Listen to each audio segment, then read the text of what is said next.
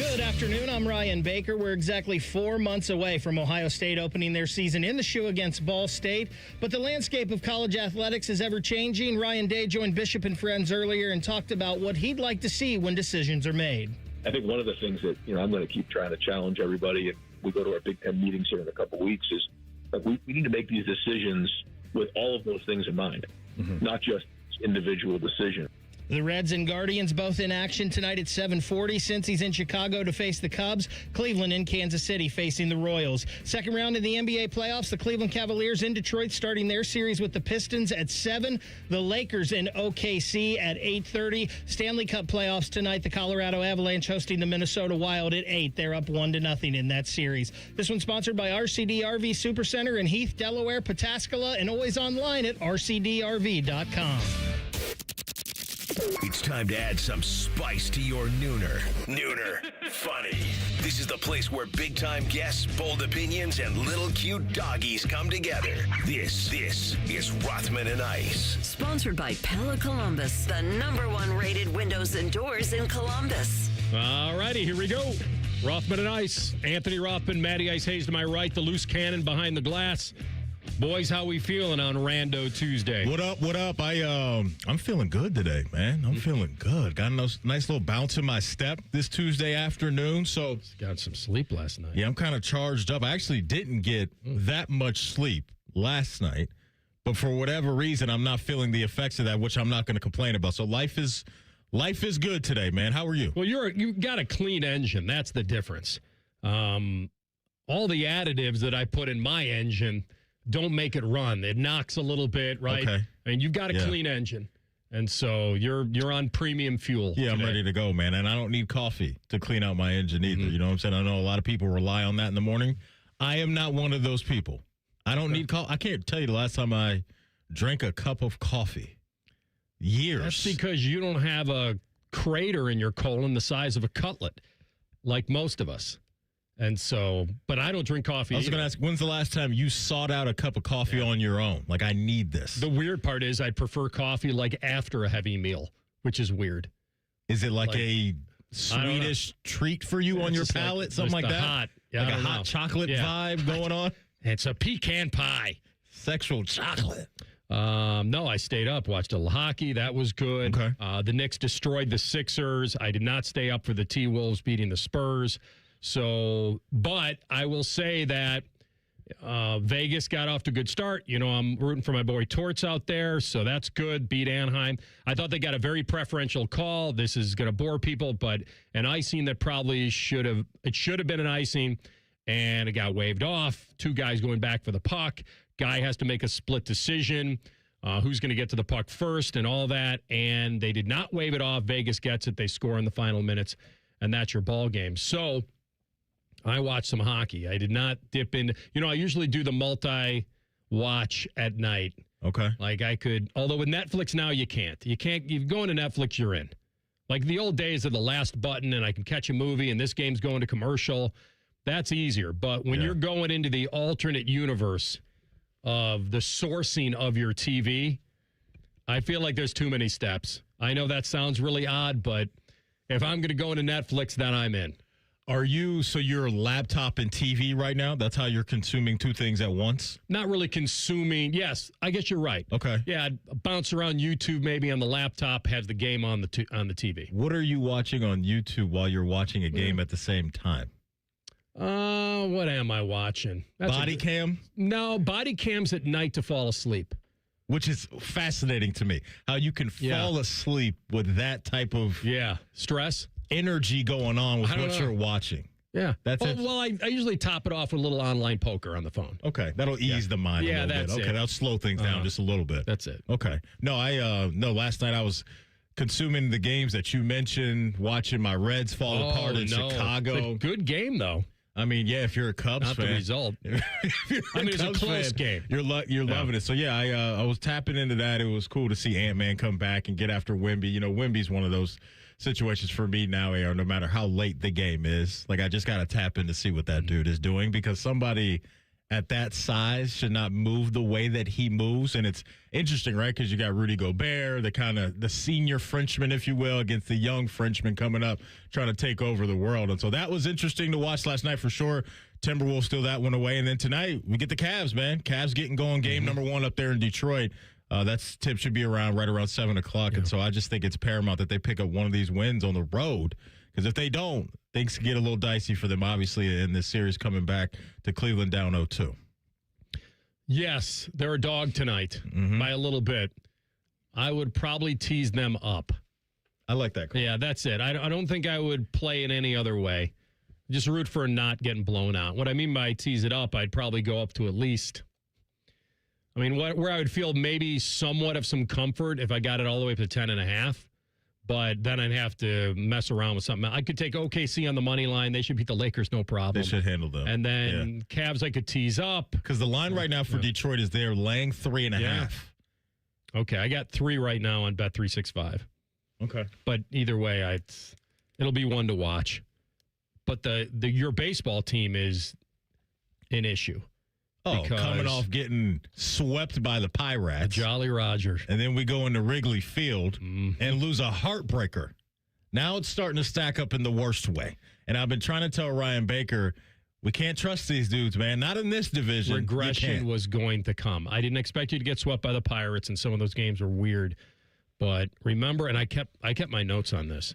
So before the sweep, the Reds over-under was 84.5.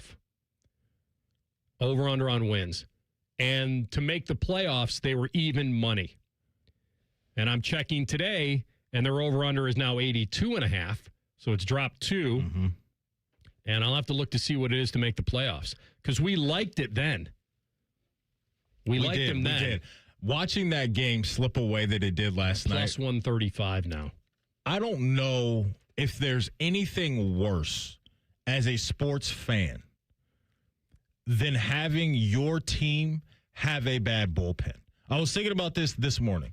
Like, is there anything like in the football world, the basketball world, the hockey world, to where in your mind is the worst trait to have as a team? Yes, a poor goalie. So it's kind of similar to how I feel about with a bad bullpen, is that the door's always open for the other team. I mean, you could go to bad defense in football, but we've seen teams outscore their defense. We have. That the Bengals will run into that issue, though, right? They're running into it, but they're kind of all connected then, because you mentioned a goalie, I'm mentioning a bullpen. You brought up a defense in football that just allows mediocre teams to move up and down the field. That might just be the worst. It's kind of all under one umbrella. Basketball, being a very short team probably hurts you in basketball. That's not something you'd want to throw out there. Yeah. I'm just trying to think, like, people in the chat, let us know, for your teams that you root for, what's the most annoying thing that your teams do? I was going to say, mediocre quarterback is probably the biggest impact on a football team. But if you have a great defense, we've seen very average quarterbacks win Super Bowls. So that couldn't be that. I'll tell you one that annoys me would be lack of red zone efficiency for your team in football on offense. Marching down the field and not scoring touchdowns. Thanks, Coach Day. That's a tough one. Coming away with 3. Oh, just constantly getting down there and just never scoring 6 or 7? Settling for 3 and then missing. That's bad. Oh, that's the worst. You know what the golf version of this is? Honestly? The golf version, because this happens to me all the time, because I don't have the distance to go for it. So I'll lay up a lot because that's my game. When you screw up the layup, when you take a conservative strategy and you mess that up, then you're like, should have just gone for it if I'm going to do that. Right. So that's bad. All right. But remember back in the day, you talk about bullpens. It was really just closers. It wasn't middle relievers. It was starters who'd go 7 or 8. And if they struggled a little bit, they'd bring in the closer if they had the lead, and then that would be it. Yeah. There was no real specialty pitchers. These guys were always going the distance. And now they don't really go the distance anymore. It happens every now and then. Probably only if you have a no-hitter and only if your pitch count meets the analytics or where you are in your career. And I've learned to somewhat accept this, but the one thing I don't think I'll ever accept, ever, is pulling a guy when he's pitching a no-hitter. That to me, either the no-hitter has been completely devalued in my mind, which I don't think it has. Like, I mean, it's still a big deal. It doesn't, for me, it moves the needle, but I think it is kind of, it's a highlight maybe on SportsCenter for a segment, and then it's kind of in the wind. It used to take over like a sports day the next day. The no-hitter somebody throwing a no-no would happen all the time. And we're becoming numb to it. We are. Oh, because it's the pitch counts. Pitch counts have become so normal. Now, if he's struggling, okay, all bets are off. Like if he loads the bases with nobody out and you're protecting a 1 or 2 run game, then and he's pitching a no-hitter, but it's not a perfect game anymore. Let's say a guy gets on an error, he walks 2. All right. Am I going to sit here and say leaving him in because he's now let up 3 straight guys on base or pulled a Cincinnati Reds, walked 7 guys in a row or whatever? All right. Thanks. So then I feel like you know what I think too, AR? It's brutal. I think we're at a point as sports fans to where we're kind of numb to elite accomplishments. Like, do you feel that way? Like some guy will drop, I don't know. Oh, we had Bam Adebayo. What did he drop? 83. Yeah. The next day, I know, we're poking holes in it, not celebrating it. Poking holes in it. The NBA put themselves in that position. But I guess my point is what the Wizards have turned themselves into. I think though, I think we're kind of numb to guys doing cool stuff now. They did give up 150. That was just one example, though. Okay, I think now we're just in this. 83 of their 150. Am I right? Something like that. I thought it was a really cool accomplishment. I did, because if it was cool, that easy, we'd have more guys doing it. That's kind of always my thing with stuff like that. But I'm not even trying to get caught up in the Bam thing. I just think now we see the Otanis of the world, and we see all these elite guys now doing crazy stuff that we're just like, all right, cool. We'll watch the highlight. We'll talk about it, and then it's gone. The other thing about it, and this kills me too, as long as we're on this topic, I don't like when it's not a legendary name and all of a sudden fans are like, oh, I wish it was like when Bam did it, it was Wilt and Kobe and Bam. And it was like, well, why? Okay, since he's not a legendary player, it comes off lesser than, and that's what happened that night. Now, you have to add some context. He did it against a horrendous team, and that team did give up 150 points. But I'm with you. It was an individual night, and I like your point about if it were that easy to score 70, 80 points by one guy, then more guys would probably be doing it, even against crappy teams. All right. Well, we're also a highlight-generated thing. Like, didn't he get most of his points at the line? He got a lot. He got a lot of free throws. Yeah, he got a lot. He shot like 38 free throws or something like that. I think that was also part of it. But that's part of what we do. It's like, oh, well, we want you to shoot more threes or make more fadeaway jumpers, and then we'll sign off on how cool it is. Yeah. You know what I mean? Like, that's just the world we live in now. We're going to come back. We got a little football talk for you. By the way, the Brownies had another offer on the table. Should they have taken it? We'll examine that next. Rothman and Ice and the Fan. We know everything about you. We know you love the Buckeyes. We know you love the Jackets. We know you're wearing a red shirt. Just freak the hell out of someone. The Fan. Care Heating and Cooling. When you need a company you can trust, call 1-800-COOLING. Give me a mountain, give me a dew. All I need is sunshine and that cool, refreshing mountain dew. Grab some ice-cold Mountain Dew today. Hey, it's Austin Ward with a unique opportunity for you. The chance to drop 40 pounds by the 4th with Awaken 180. Fast results, sustainable results, medication-free, and free support for life. 40 by the 4th. This is your year. Awaken180weightloss.com. A noisy garage door is a cry for help. Hi, I'm Tommy Mello, owner of Don's Garage Door Service. Most repairs are simple, but if left untreated, they can turn into costly repairs. Your garage door works hard every day, and a little maintenance goes a long way. We fix garage doors fast with quality parts designed to last a lifetime. Over 90,000 5-star reviews don't happen by accident. They happen by putting people first. Fixing your garage doors is what we do. From repairs to upgrades, call Don's Garage Door Service today. Hey, John, why so glum? I just got let go. The company's downsizing. This is the third time in the last 2 years. I'm done with this. Have you thought about My Computer Career? I've heard they can train you for a career in IT in just a few months, including cybersecurity and the basics of AI. And you don't need prior training or experience. Now that's a recession-resistant career. Wow, thanks. I'll check them out. Go to mycomputercareer.edu and take the free career evaluation. mycomputercareer.edu, an Elite CompTIA certification partner. Financial aid is available to those who qualify, including VA benefits. I love Right Pack Credit Union because they're solution driven. I feel valued as a member. They're focused on the latest technology and the personal connections. Experience benefits that go beyond banking with Right Pack Credit Union. Just ask our actual members. I definitely recommend Right Pack to all my family and friends as a credit union of choice. Visit one of our Columbus area Right Pack Credit Union member centers near you. Based on individual members' experiences, results may vary. Introducing UDF's new Ice Cream Quakes flavors for summer. Get a sugar rush with cotton candy crackle. Try something crunchy and creamy with peanuts and caramel corn. Feel a chili lime kick with mango chili tango. Or go for a summer favorite with peachy cobbler. UDF Summer Ice Cream Quakes. Only at United Dairy Farmers for a limited time. When it comes to your roofing, siding, or gutter needs, call Newman Roofing, 614-NEW-ROOF, newmanroofing.com. Hello, it's John Kozik, founder and president of TurboTrack Realty, and I buy real estate as is fast for cash. Give us a call today for an all-cash offer at 614-470-2000, 614-470-2000. I buy vacant properties, inherited homes, divorce situations, death in the family, apartment buildings, commercial properties. I even buy my tenants won't pay me the rent houses. Give us a call today for an all-cash offer at 614-470-2000, 614-470-2000. Hey there, I'm Brad. I'm about to win the Tuesday Night Bowling League Championship.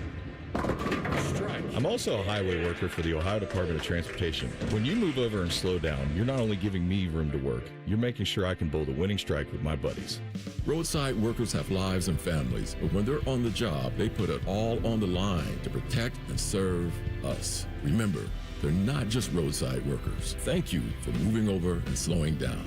Brought to you by ODOT, USDOT, NHTSA, and ODPS.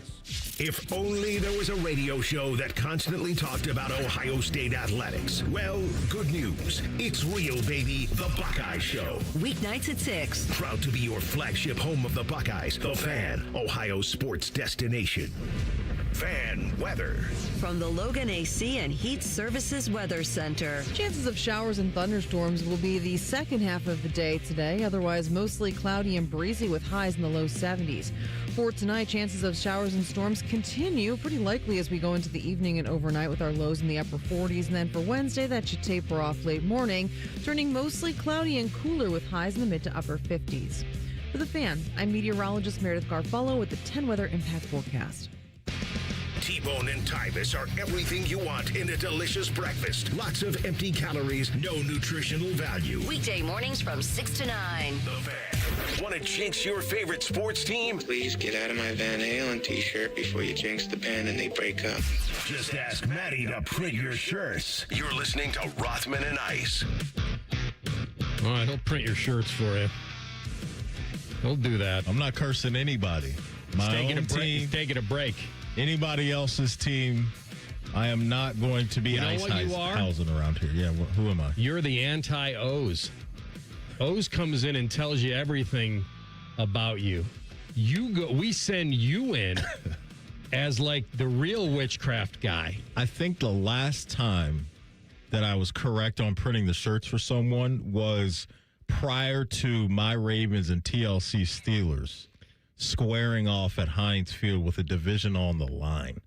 And going into that, I was printing the shirts for the Steelers, and look, I was proven right. It came along with some heartbreak for me, but I was right in who I identified as the team that was going to win the division. But why don't other teams hire you to print the shirts for their rival when things are going bad? I like the way you're bad thinking. For them, good for, you know what I mean? I like the way you're thinking. There may be some checks I can pick up doing that. Right? That's it. I'm just glad you called it Heinz Field. Oh, man. It'll always be Heinz Field to me, man. I can't ever give up on Heinz Field. It'll always be Three Rivers to me. I love that. Walking off the field with Rod Woodson. That would, by the way, got to find that tape. Please do. Somewhere. The streets need it. Oh, the so streets good. need it. Didn't they add like another name to the Chiefs Stadium? Like it's not just Arrowhead. Like it's like another it's like the geishas.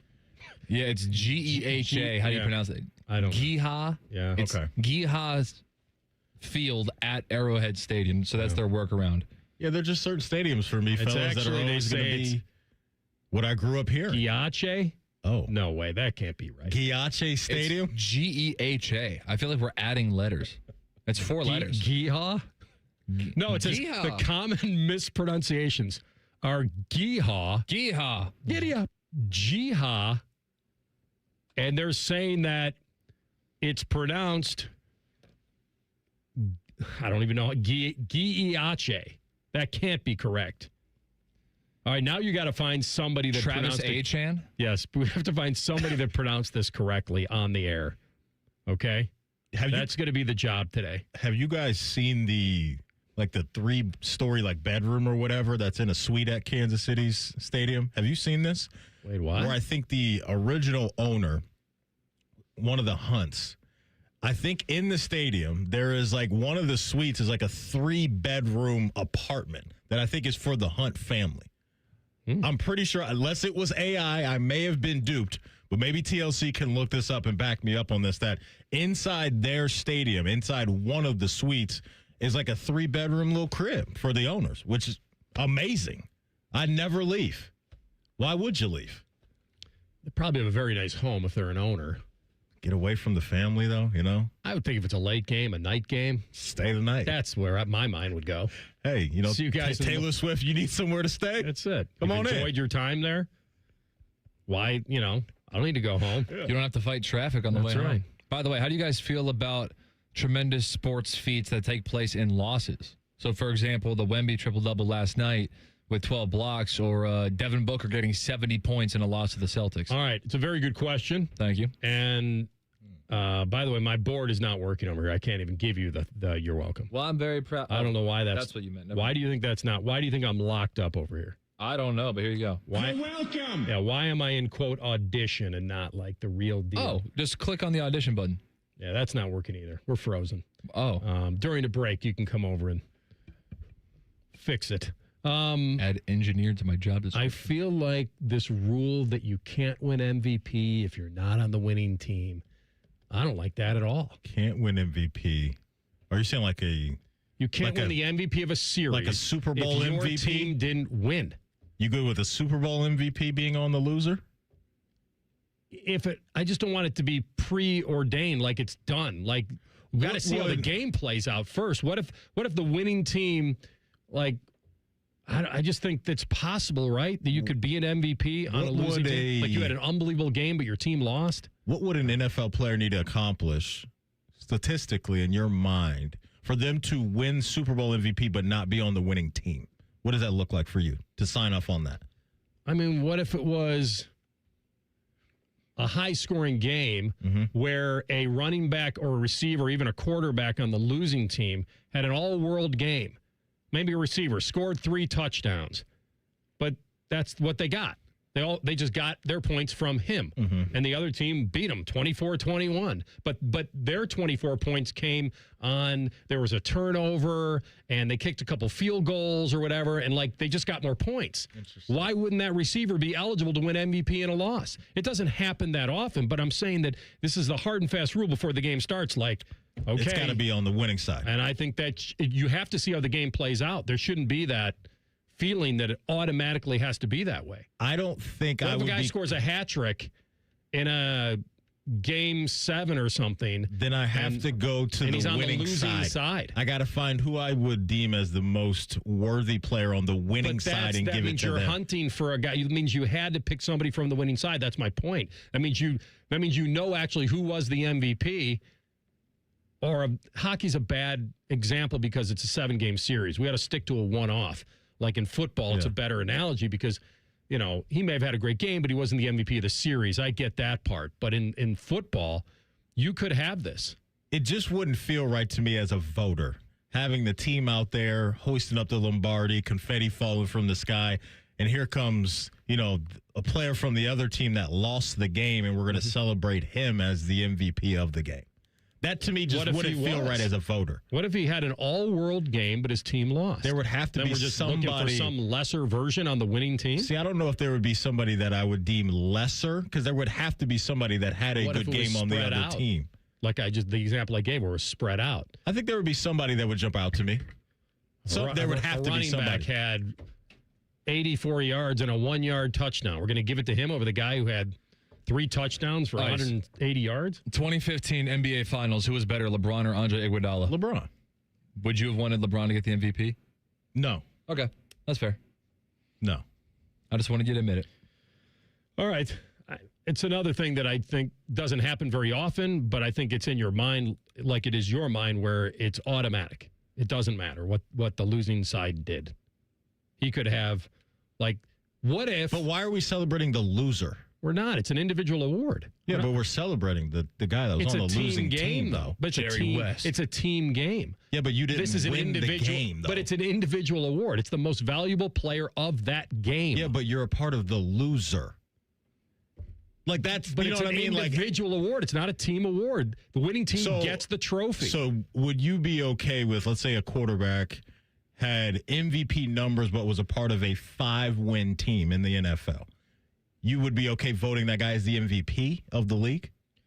If he had the greatest season, it was beyond. Let's say his numbers were neck and neck with 2 other guys that were right there as the front runners for MVP. So your example here is honestly Joe Burrow. Who has a great season, an unbelievable season, but his defense is awful. Yeah. So we're going to take that away from him? I think he should be eligible. He should be eligible, but I wouldn't vote for him to be MVP. Okay, let me ask you this. Jacob deGrom won the Cy Young with a 10-9 record. Mm-hmm. How do you feel about that? Because he had a 1.7 ERA. Yeah. But he went 10-9, so there's basically 500. That means his offense didn't support him. Why are we faulting him for that? He's the one that kept... No, I'm not faulting him. Yeah. He never won MVP, did he? Who, deGrom? Yeah. No, but he went back-to-back Cy Youngs. Okay. I'm not faulting those guys. Yeah. Those guys deserve to be in the conversation. I just think in that world, there would have to be, and there definitely was, another guy or two that his numbers were either equal, that was a part of more success. And I would always vote for those guys. That's what usually happens. Yeah. Especially in seasons like he's talking about. 162-game seasons, you're not going to have one guy it would never fall in the line where his numbers are so great and he was on a losing team and no one else was even in the neighborhood of him. Like Christian Yelich probably was, he was probably the guy that year, and there's no reason to give it to deGrom. But how do you feel about Hall of Famers? Should Joe Thomas not be in the Hall of Fame? No, he should. I mean, because I think you can identify how dominant he was as an individual player and slowing down some of the best defensive players and all of that stuff to where I could be like, that's a Hall of Fame talent. I'll give you an example of that. So on my Vikes, Jim Marshall, one of the Purple People Eaters, Columbus East High School, Ohio State, all world. Mm-hmm. What great football player. He's the wrong way Jim Marshall. Picked up the fumble against the Niners, ran the other way for a touchdown. Ran the wrong way. However many yards it was, 50, 60 yards. And it was always attached to him. Mm-hmm. But I think what kept him out of the Hall of Fame was the teams they played against in the Super Bowl. Pittsburgh, Miami, the Raiders, Kansas City. And he was exposed. He was exposed in big games because he was tall, but he's a little undersized. And they always ran at him. And he was on this vaunted Purple People Eaters defense, and he never got in. And a lot of people thought he should have gotten in because he played 270 straight games as a defensive lineman. I mean, he was the Iron Man, the Iron Hog of the NFL. Reimer's teammate. And he never got in. And a lot of people are like, that's crazy. How could you play 20 seasons and 270 straight games and never get in? Because a lot of people thought in the biggest games, he was exposed. And when he was a part of the Purple People Eaters, it was a formidable group of guys. And so while he had the records, or he had a lot of, that's why I keep going back to the straight games in that, or whatever he started. I think he started 270 straight. And anyway, he passed away and never got in. And it's one of those, he's one of those, I'll give you another example real quickly. Who we're going to have on Thursday, Jerry Kramer of the Packers. For a long time, he was known as just the guy who blocked Dallas in the Ice Bowl at the goal line. That he was known for one famous block. And he waited and waited and waited and waited. And he finally got in. And so sometimes it's just timing. Sometimes it's bad luck. And so humans are voting. Mm-hmm. We'll never know the science of it. We'll come back in 2 minutes with our Hall of Famer, Tyvis Powell. Rothman and Ice and the Fan. The great thing about Atlas Butler is they do it all. Heating, cooling, plumbing. Look, I'm busy with work. I don't have time to wait around or deal with lots of people. One company, one call, and they do it all. Wonder if they'll clean out my inbox. Seriously, offer that service. Please. Atlas Butler is at your service. Call 1-800-FURNACE. Hey, Central Ohio, Andrew from Home Team Solutions, and we buy houses for cash. If you've got a house you need to sell, this is your season. Inherited, behind on payments, just over it? Whatever brought you here, we can help. We buy as is, we cover all closing costs, and there are zero commissions, period. Just a fair cash offer, and you choose your closing date. People are making moves right now, and we make it simple to be one of them. One call is all it takes. We'll get you a fair cash offer, fast, no pressure, no obligation. Hundreds of your neighbors have already sold the easy way, and we've got 5-star reviews and BBB A+ rating to back it up.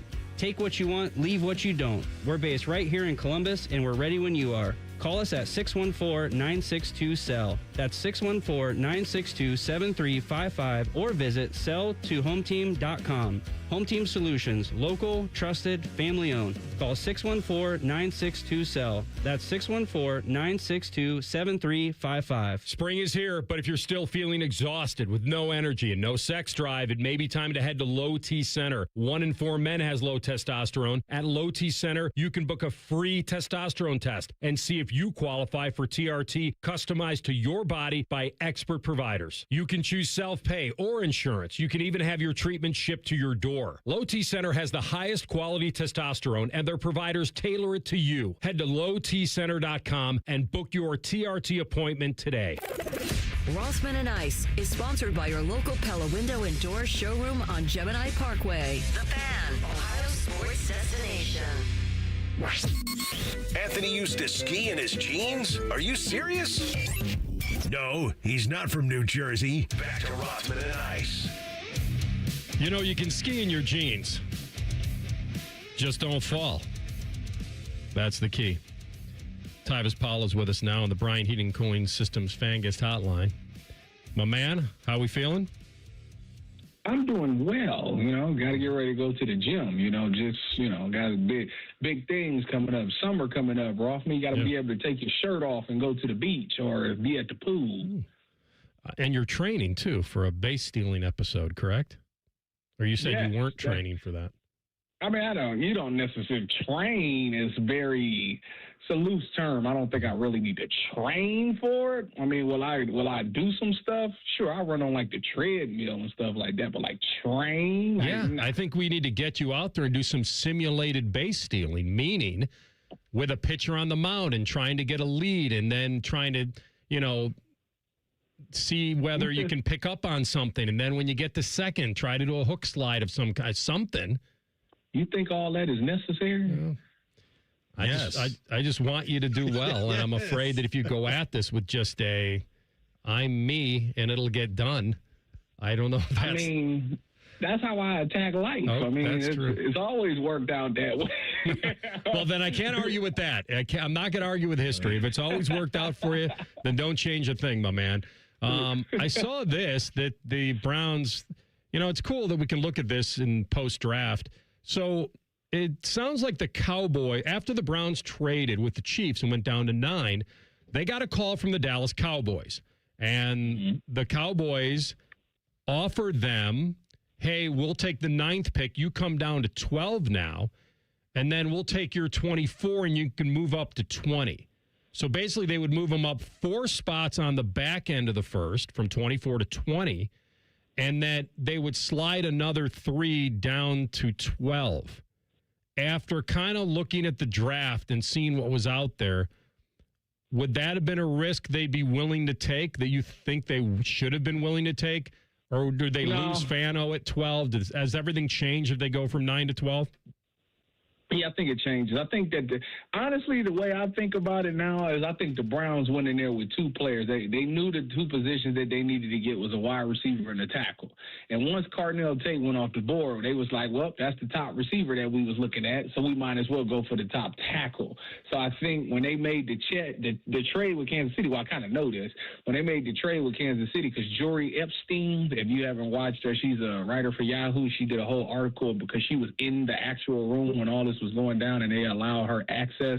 She wrote an amazing article, and she was on the Cleveland show talking about it as well. After, Cardinal kind of went off the board, and when they made the trade with Kansas City, before they made that deal, they asked, you're not coming up to take an offensive player, right? They said, no, we're coming for a defensive guy. All right, they were good with making that trade because it didn't affect what they wanted to do. So I think that's why they were comfortable making that trade with Kansas City. I think that if you move back to 12, obviously you see after Fano got drafted, the next person drafted was Francis Mawanoga. That's right. He was next, right off the board. So that means you wouldn't have gotten the top tackle in your mind. If you had your mind pegged on trying to get the top guy for the position, that's why the Browns didn't want to move from 9 to 12, because they probably figured the Giants would take a tackle, which they would take the top tackle, which would have been Spencer. So if you couldn't get the top wide receiver, you might as well get the top lineman. I'll let Maddie weigh in on this.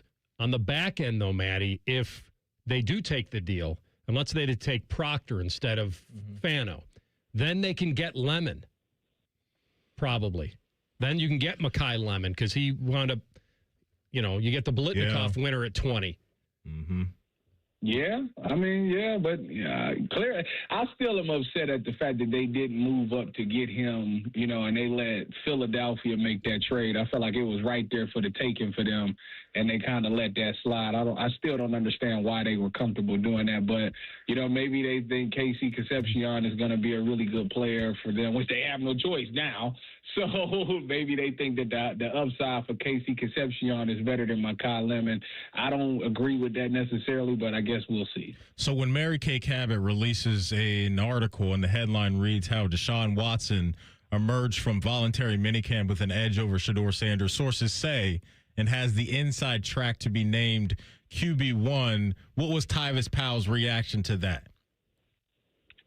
The first thing I thought about was they haven't even hit OTAs. They haven't even got the OTAs yet. So how has he got an inside track? Now, the funny thing is this article had the world up in arms. I wasn't up in arms. I kind of anticipated that he would be when OTAs open up, he'd be the first one to go out there. He's the most veteran guy. He's also getting paid the most money. So you obviously want to give him the benefit of the doubt. So I wasn't shocked by that.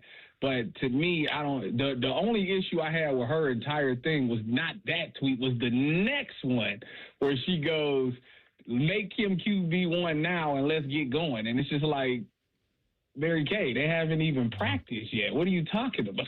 Like they haven't even had the starters out there to even practice. So why would you want to do that already? So that was the only issue I had with it. So yeah, OTAs is gonna separate everything. We're gonna find out everything. If I'm Shedeur Sanders and that article comes out, well then I'm kicking it in another gear, because you got to try to find a way to win this competition, or you're gonna spend another year developing again. Who do you believe told her that? Because when she says sources say, clearly she's getting that from somebody. So who in your mind was the somebody, or maybe somebodies she talked to give her the confidence to throw that out there right now? Not necessarily sure, but the whole thing is kind of funny because, Todd Monken hasn't seen none of these guys outside of the couple of days of minicamp. So if Deshaun Watson, if they feel like Deshaun Watson is the quarterback, should be quarterback one, well, then he was already quarterback one when you took the job. Because ain't nothing happened from the time you took the job till now. You know what I'm saying? There's been a couple of minicamp practices, but none of the starters, a lot of the starters weren't there. So you can't tell me you made a decision off of 3 practices. Like that to me is insane. So this means that your mind was made up that Deshaun was going to be the quarterback regardless. And that's a whole nother story in the whole thing, So I don't know necessarily where she would have got it from. Like I said, the media, they only got to watch practice 1. So obviously there's 2 more practices after that. I mean, it's not alarming to me. I like it. Whoever you think is going to win the most games is who you should go with. Forget the history behind it all. If you feel like Deshaun Watson is the quarterback that's going to win you the most games for this season, then you absolutely start him. That's a given. Well, that's the interesting part, right? Because if you do go with him for that reason, you're right. It's probably a pure reason to do it. And if he's okay and he's just average, then they'd have to make a change anyway, and then they would do that. So I've always been in the camp of, like, how well does he have to really play for them to then reinvest a lot of money in Deshaun Watson? Because he'll be an unrestricted free agent, and then if he just says, well, thanks, Cleveland, and I'm leaving, then you've stunted a year of growth for Shedeur. I don't think there's a scenario where Deshaun Watson will want to re-sign with Cleveland. You got to think about it. He's been hated since he's been here. He gets hurt, and he gets cheered. They cheer for him when he gets hurt. I mean, I don't. Well, then if that's if they know that, if you believe that and they know that, then why would you invest in him at all? Then, if he was to win the Super Bowl, would Cleveland fans forget all the other off the field antics? I don't think they'd care if he stayed or left if he delivered a Super Bowl. They might make him right. He'd be bigger than LeBron at that point if he delivered a Super Bowl. But at that point, they'd be like, I got mine. He can go do what he wants. Like, I'm with you that he would be the king of Cleveland if he. I think if he wins 10 games. As the starter. Then they're offering him, and the fans would want to offer a new contract. I think people would be back on board. And I honestly don't know if he needs to win that much, honestly. Would he? But I'm saying if he wins 10 games and he's looking that good, that means somebody else also will want to sign him, right? Because, I mean, at this point, all the scrutiny stuff is gone. That's kind of behind us now. We like, 5 years removed from it now.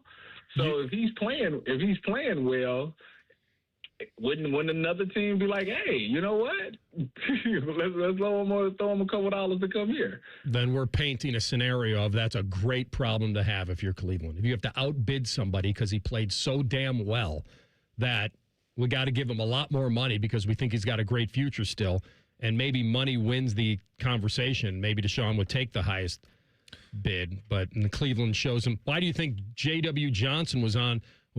Show them some love. Like, I think maybe they're trying to pave this yellow brick road. Oh, no. They're definitely entertaining it. This was throwing out feelers. They want to get the fans ready for when if it happens, where they can say, they trying to test the waters to see what the fans' response is right now. That's what this is about. Okay. Good stuff, my man. All right, get to the gym. Right. Start stealing some bases. I appreciate y'all. Go Bucks, go Browns, go Cavs tonight. Cavs in 6. Go Guards. Free Classe till it's backwards. Okay. There it is. Thanks, my man. Be well. Talk to you soon. I think we developed that a little bit more next on the Mary Kay side of it that he brought up. Thought it was a very good point. And we'll get into Joel Klatt's very early Top 25. Rothman and Ice and the Fan. We used to have a billboard with our host's face on it, but only ugly people work here now. You mama say you ugly, hey!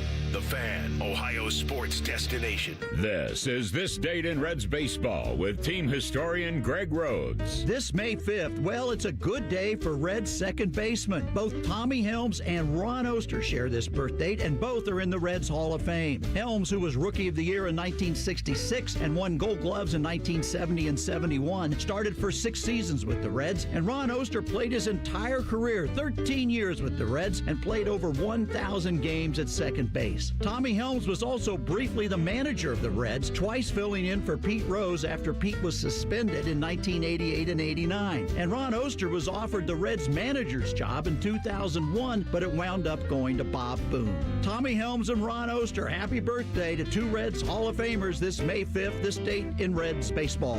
This Date in Reds Baseball is brought to you by the Cincinnati Reds Hall of Fame and Museum, presented by Dinsmore. Celebrating greatness, preserving history. history, providing inspiration.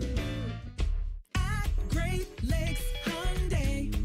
The savings are so good. The savings are so good at Great Lakes. But have you seen our inventory? With over 1,000 new Hyundais to choose from, there's no need to settle at glakeshyundai.com. Find a new Palisade with the exact options you need, or a new Tucson in that color you have been seeing around town. Plus, every new Hyundai comes with Hyundai Assurance and America's best warranty. A 10-year, 100,000-mile coverage. At Great Lakes Hyundai, the savings and selection are so good. Grilling season is here, and nobody does it better than Billiards Plus. Fire up your backyard with top-of-the-line grills from the biggest names in outdoor cooking, perfect for game day or any day. And when the party heads inside, Billiards Plus has you covered with pool tables, shuffleboard, game tables, and more. Everything you need to build the ultimate hangout, from backyard cookouts to game room showdowns. Make your home the MVP. Billiards Plus, grills, games, and good times. Family owned and operated. Check them out online or on Dublin Center Drive in Dublin. I'm John Morgan of Morgan & Morgan. If you've been injured in a car accident, call America's largest injury law firm. For over 35 years, my mission has been to deliver more for our clients, to deliver more for you. If you or anyone in your family has been injured in a car accident, call us now, as the time to file a claim may be limited. Last year, more clients hired Morgan & Morgan than ever before, protecting America,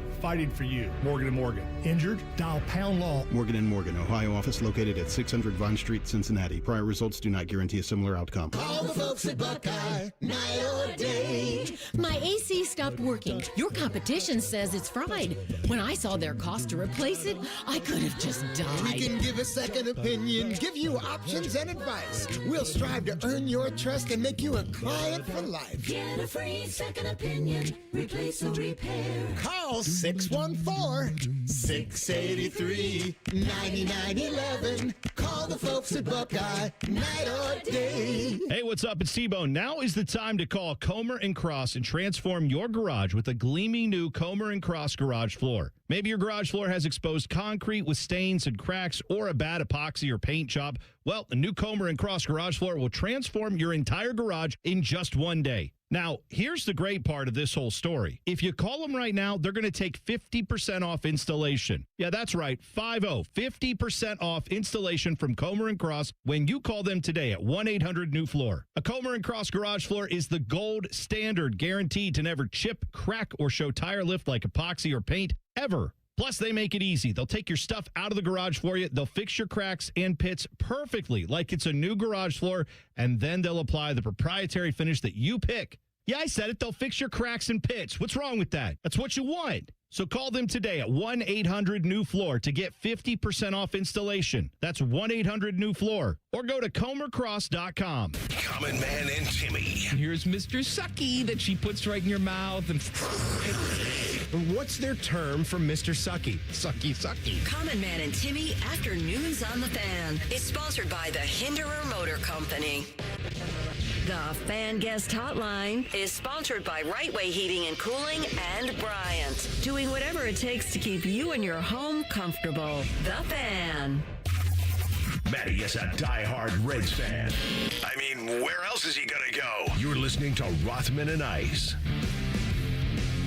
Oh, it's not, you can't spell controversy in Cleveland without the C, right? So we may have one here. Maybe the Browns are trying to soft sell it. You know, that we've gone down these steps of Deshaun's in the mix. He looks healthy. There's no clear winner. Now maybe he is the favorite. And Tyvis brought up something about Mary Kay's report that was interesting because she is a reporter, but she's allowed to have an opinion. That's this era's version of journalism, that everyone can have an opinion as long as you state that it's your opinion, because we're desensitized to that. Years ago, it was journalism. There's a great scene in one of my favorite movies of all time, Broadcast News, and William Hurt is the anchor. Matty comes from sports, but he's ice on the air. He's really good. He doesn't know much. And then Al Brooks plays the reporter who knows a lot more about the world and foreign relations and everything, but he's not very good on the air. He's just a reporter. He could never really anchor. And there's some great scenes in it. And one of them is this attack in Libya, and William Hurt has to run to the set and do this report. And he does the whole thing, and he does well. He struggles a little bit. They have to feed him some info in his ear, but he pulls it off. And at the end, I don't know, some general or somebody gives him some information, and then at the end he signs off and he basically says, in other words, I think we're all okay. And they cut back to the control room, and the news director says out loud, who cares what you think? You're there to report the news. Nobody cares what you think. What is this? In other words, I think we're all okay. That's your opinion, right? Now, that was 1987, all right? So we are now in a spot where she is very much entitled to have an opinion on this because she covers the team and she watches the games. In fact, I would even go so far to say that you start demanding that people who cover teams have a take, have an opinion. Tell us what you think. We know what can happen. What do you think will happen? There's such a big difference between can and will. And so, can they beat this team? Of course they can. Yep. Will they? What do you think? And so, when she said, here's her tweet. With my breaking news here that Deshaun Watson has taken the lead over Shedeur Sanders in the Browns quarterback competition and has the inside track to win it, I think they should declare him QB1 ASAP and let the first team offense start to cook. There's no time to waste. So here's where she walks the tightrope. Because, and we run through this with Schefter all the time. If certain people say it, it's not usually a guess. It's not their opinion. That it's coming from somewhere a little deeper than just her opinion. And that's when you followed up to Tyvis and said, well, who do you think told her this? And I was answering the question in my head when you were asking Tyvis. And I think it's somebody in that front office. It's either Haslam or somebody below him, somebody about the thoughts of what they're trying to pull out. And then we got more information with J.W. Johnson when he went on in Cleveland about, I mean, Browns fans should just, get on board. It's either going to happen or it's not. But, hey, from the start, let's all support who we are. And we may be him again kind of deal. Deshaun may be him again. And so it's interesting to me that she put that out there. Well, I think they should just start him now and not go through this dog and pony show. That's obviously her opinion. I know, but you think it's an educated one based on what she's heard, or you think it's just her opinion solely? I think that part is her opinion, and I think it could be rooted in covering last year's squad when they did have so many chefs in the kitchen at the quarterback position with Pickett and Flacco and Shedeur and Dylan Gabriel, that this time around, my guess is she watched how that was a clunky process to get through to the season and through the season, that now she's saying, well, I do have something that isn't my opinion and what I've been told by somebody, but I'm also going to give you my opinion too based off of what I saw happen last year. I think that's what that is. And I actually agree with her take. Maybe the timing doesn't need to be as soon as she thinks it is or needs to be, but I do think sooner rather than later, what would be best for this team is for Monken to name somebody, the guy, and allow that guy to move forward as the captain of the ship. So here's my example of what the story I just told from way back when in that movie. These are some of the comments underneath that tweet. All right. This comes across as her being personally invested in seeing Shedeur not start. Why is she offering her opinion in this, quote, breaking story? He has $230 million on the books, so duh. Here's another one. Forgot Watson was even on the team. And here's the big one. Are you reporting facts or your opinion? The line is blurry. Well, it'd be both. Yeah, she did both. She did both. She did. Your breaking news. Monken isn't tipping his hand to you of all people. Like, so people don't know her that, story maybe is kind of feeding into this anti-Deshaun feel in Cleveland. Presumably if these fans are Browns fans, they don't want to hear this stuff. And I've always said I don't blame Browns fans for feeling that way because what has Deshaun done on the field to make you want him to be the guy? I get it. Yeah, you think a 3-day mini camp in shorts is enough to decide the future at quarterback? She's in a lose-lose position tweeted your own opinion piece as breaking news. You have no credibility on this. Enough of the guessing. Like, QB1, the haters know Deshaun is the best quarterback we got. They just don't like him, which is rooted in some BS anyway. Let's go 4. Like, it's all over the board, man. Like, here she feeds the fan base a little bit of information and attaches an opinion to it. If he is the favorite, let's not mess around. Something a fan might say and getting crushed to get body for like it. You can't win for losing, right? She gave you a little bit of what she thought is the team's mentality, which is that my sources are saying that Deshaun leads Shedeur. And by the way, if that's the case, I say go. That's basically what her tweet was. Apparently people don't want to hear it. They don't. It's weird. You can't do that to our pledges. Only we can do that to our pledges. We'll come back. Ryan Day was on Bishop and Friends, and he talked about a lot of things, including recruiting a Buckeye. Tell you what that means next. Rothman and Ice on the Fan. Catch the latest from the world of Ohio State athletics. Weeknights at 6 on the Buckeye Show. New special guests in everything scarlet and gray. The Fan. Get Eco. Aaron, who taught you about business? My mom. Huh, really? Yes, really. What business was she in? She was in the business of raising 3 kids by herself. Single mom. That explains a lot. What do you mean? Well, it explains why you do an additional $500 worth of repairs for free when people have to buy a new hot water heater. If someone had done that for Mom, she would have thought they were an angel sent from heaven. Get Eco. And it explains why you give people credit for all the money they spent with us for HVAC repairs when they need to buy a new system. Yeah. And it explains why you were such a maniac about finding a good toilet that we could sell fully installed for just $650. Maniac? You were a maniac, Aaron. Get Eco. We've got plumbers, we've got electricians, and we've got HVAC technicians. And every one of them has a mom.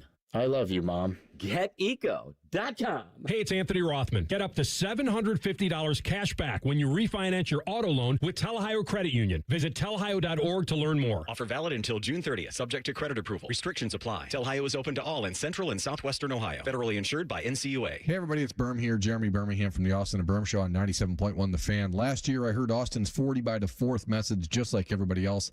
And I remember thinking to myself, yeah, that makes a lot of sense. And then I did what a lot of people do. Nothing. And that's why I like Reclaim by Awaken 180 so much now, because it's really about finally taking the advice of people who've actually done it and gotten real results. This is not people guessing. This is not people talking. People who've been there, who I finally listened to. And I dropped 35 pounds in just 7 weeks with Awaken 180. Then I lost 5 more in free maintenance mode. That's why this hits different for me now. Reclaim by Awaken 180 gives you a clear plan, a defined window, and a real finish line. And if you want a powerful goal inside that window, 40 by the 4th is right there. It's not eventually. It's not one of these days. It's right now. So maybe this year, you do what I should have done last year. Go to awaken180weightloss.com. 844-346-1800. awaken180weightloss.com. Indeed presents hires you can't afford to get wrong, like customer service associate at a dry cleaning shop. Yeah, hi. I'm here to pick up my suit. Ah, yes. Here you go. There must be a mistake. This is too small. It shrunk a whole lot. Look on the bright side. Now you have a suit you can give to a child. This is the job for sponsored jobs. This is what happens when you don't sponsor your job on Indeed. Next time, get matched with quality candidates with Indeed sponsored jobs. Visit Indeed.com/hire now and sponsor your job today. Spring is in the air, and Alev's long-lasting pain relief is here to keep you moving. The days are longer and the flowers are blooming. Whether it's gardening, yard work, or just spending more time outdoors, spring is a way of getting us moving despite any body pain. That's where Aleve can keep you going. With just 1 dose, Aleve gives you long-lasting body pain relief for up to 12 hours. From sunup to sundown, Aleve's got your back. Try Aleve. Use as directed for minor aches and pains. Hey, it's Bobby Carpenter. Bring your landscape back to life with an unbeatable deal from Ohio Mulch. 5 bags of premium mulch for just $10. You choose from absolute black, brown, or red to make your flowers pop and your curb appeal shine. Visit ohiomulch.com to find a location near you. Enjoy more ways to save at Kroger, like low prices in every aisle. And you can clip and save more with digital coupons in the Kroger app. Plus, you can earn fuel points to save up to $1 per gallon at the pump. So it's always easy to save big. Kroger, fresh for everyone. Savings may vary by state. Fuel restrictions apply. See site for details. During our Latin Flavors event, mix and match select varieties of fresh Tyson chicken. They're buy one, get one free with your card. Kroger, fresh for everyone. Planning to buy a home in 2026? Not sure where to start? The Ohio Housing Finance Agency can help. With a step-by-step homebuyer's guide and financial tools, the Ohio Housing Finance Agency can make homeownership part of your future. Eligible homebuyers may qualify for down payment assistance and reduced mortgage interest rates. To see if you qualify and to find a mortgage lender, visit myohiohome.org. Had a few repairs to your furnace or air conditioner this year and now your system is acting up again? Stop patching problems and start enjoying worry-free comfort with Logan Services. We'll repair your system fast, or if it's time, replace it with a brand new one. And if you've had repair work done in the past year, no matter who did it, we'll pay you back up to $3,000 when you choose replacement. We're making home comfort easy. Logan Services.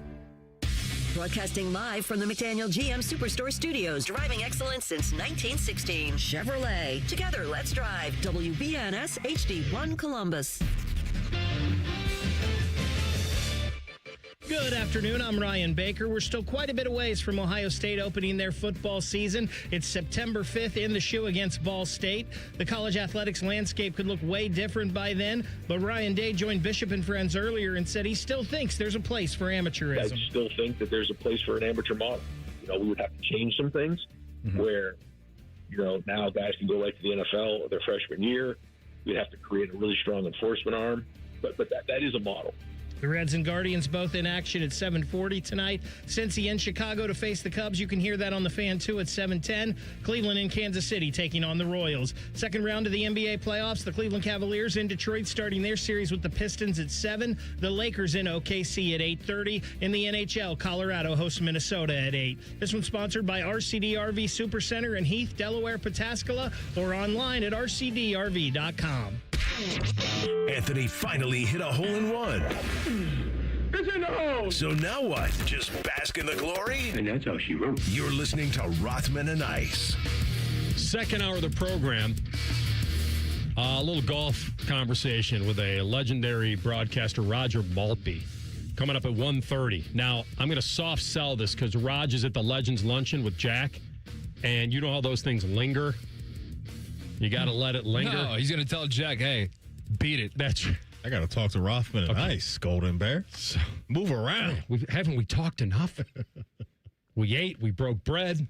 But I think him coming back for 1 year this year and maybe doing some hand-selected events like the U.S. Open at Shinnecock. I think Roger Maltby he's just a very even keel, really good. Obviously, was a great golfer back in the day and had a front row seat playing with Jack during that era.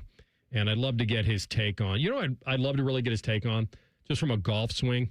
I was watching Scotty Scheffler at the tournament this weekend, and I'm here to tell you that if you knew nothing about golf and they dropped you into this planet and said, hey, check out this guy's swing, the way, swings to the driver, you'd be like, you know what? That's a player I'd love in my scramble. Hitting fourth. Like the way he almost falls over. Yeah. Like the golf swing has always been about balance and timing and sequence. You wouldn't teach that to kids. It's unbelievable, honestly. Wouldn't teach that to kids. But he knows exactly what that ball's going to do with that swing. Yeah. It's crazy. It's kind of like, a hitter in baseball that can have a wacky batting stance.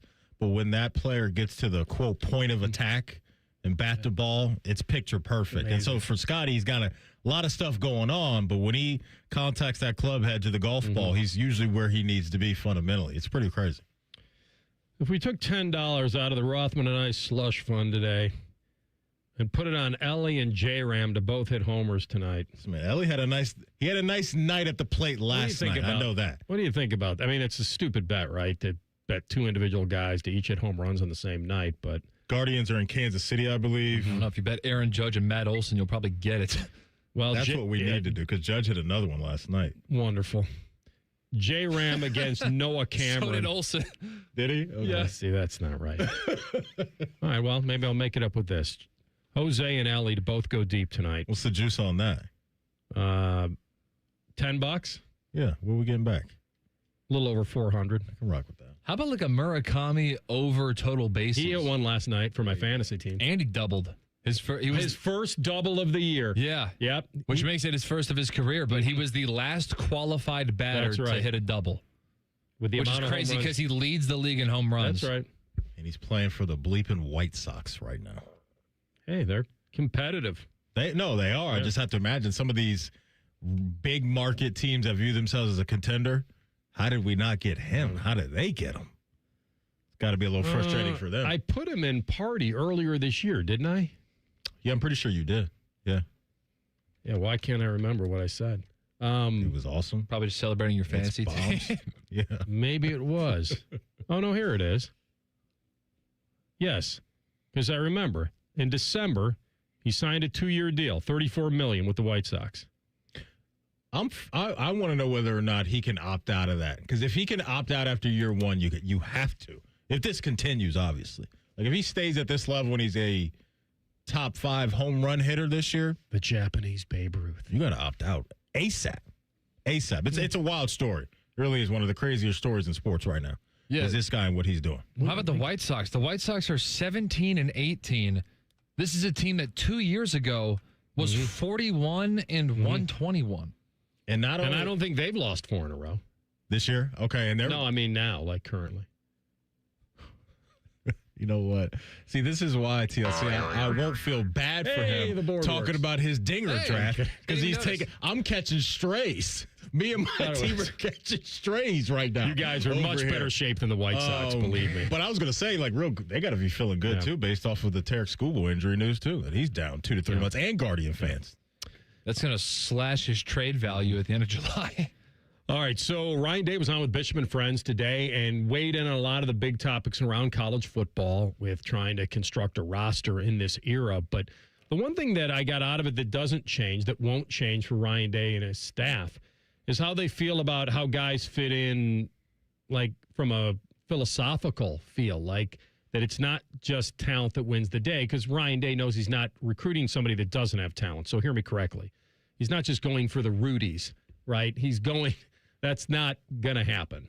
But he already knows when he gets a guy what maybe his tiebreaker is on things and how he feels about guys that want to fit in what they're about. I remember when Ohio State won it all, I came back and we talked about recruiting. I remember saying to you that, listen, Ohio State is Ohio State. They're going to have access to the top prospects in the country year after year. Now, that changed with NIL. They were losing some guys to the dollar, and then they changed their alignment on that.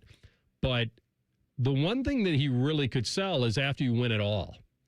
After you win it all, it's a different sell.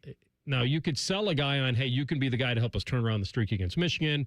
If you're an Ohioan or anybody, you can ask, hey, we're cooking right now. You can be a part of it. But when you win, it allows you to not really feel like you got to adjust your standards. And that's where accountability comes into play.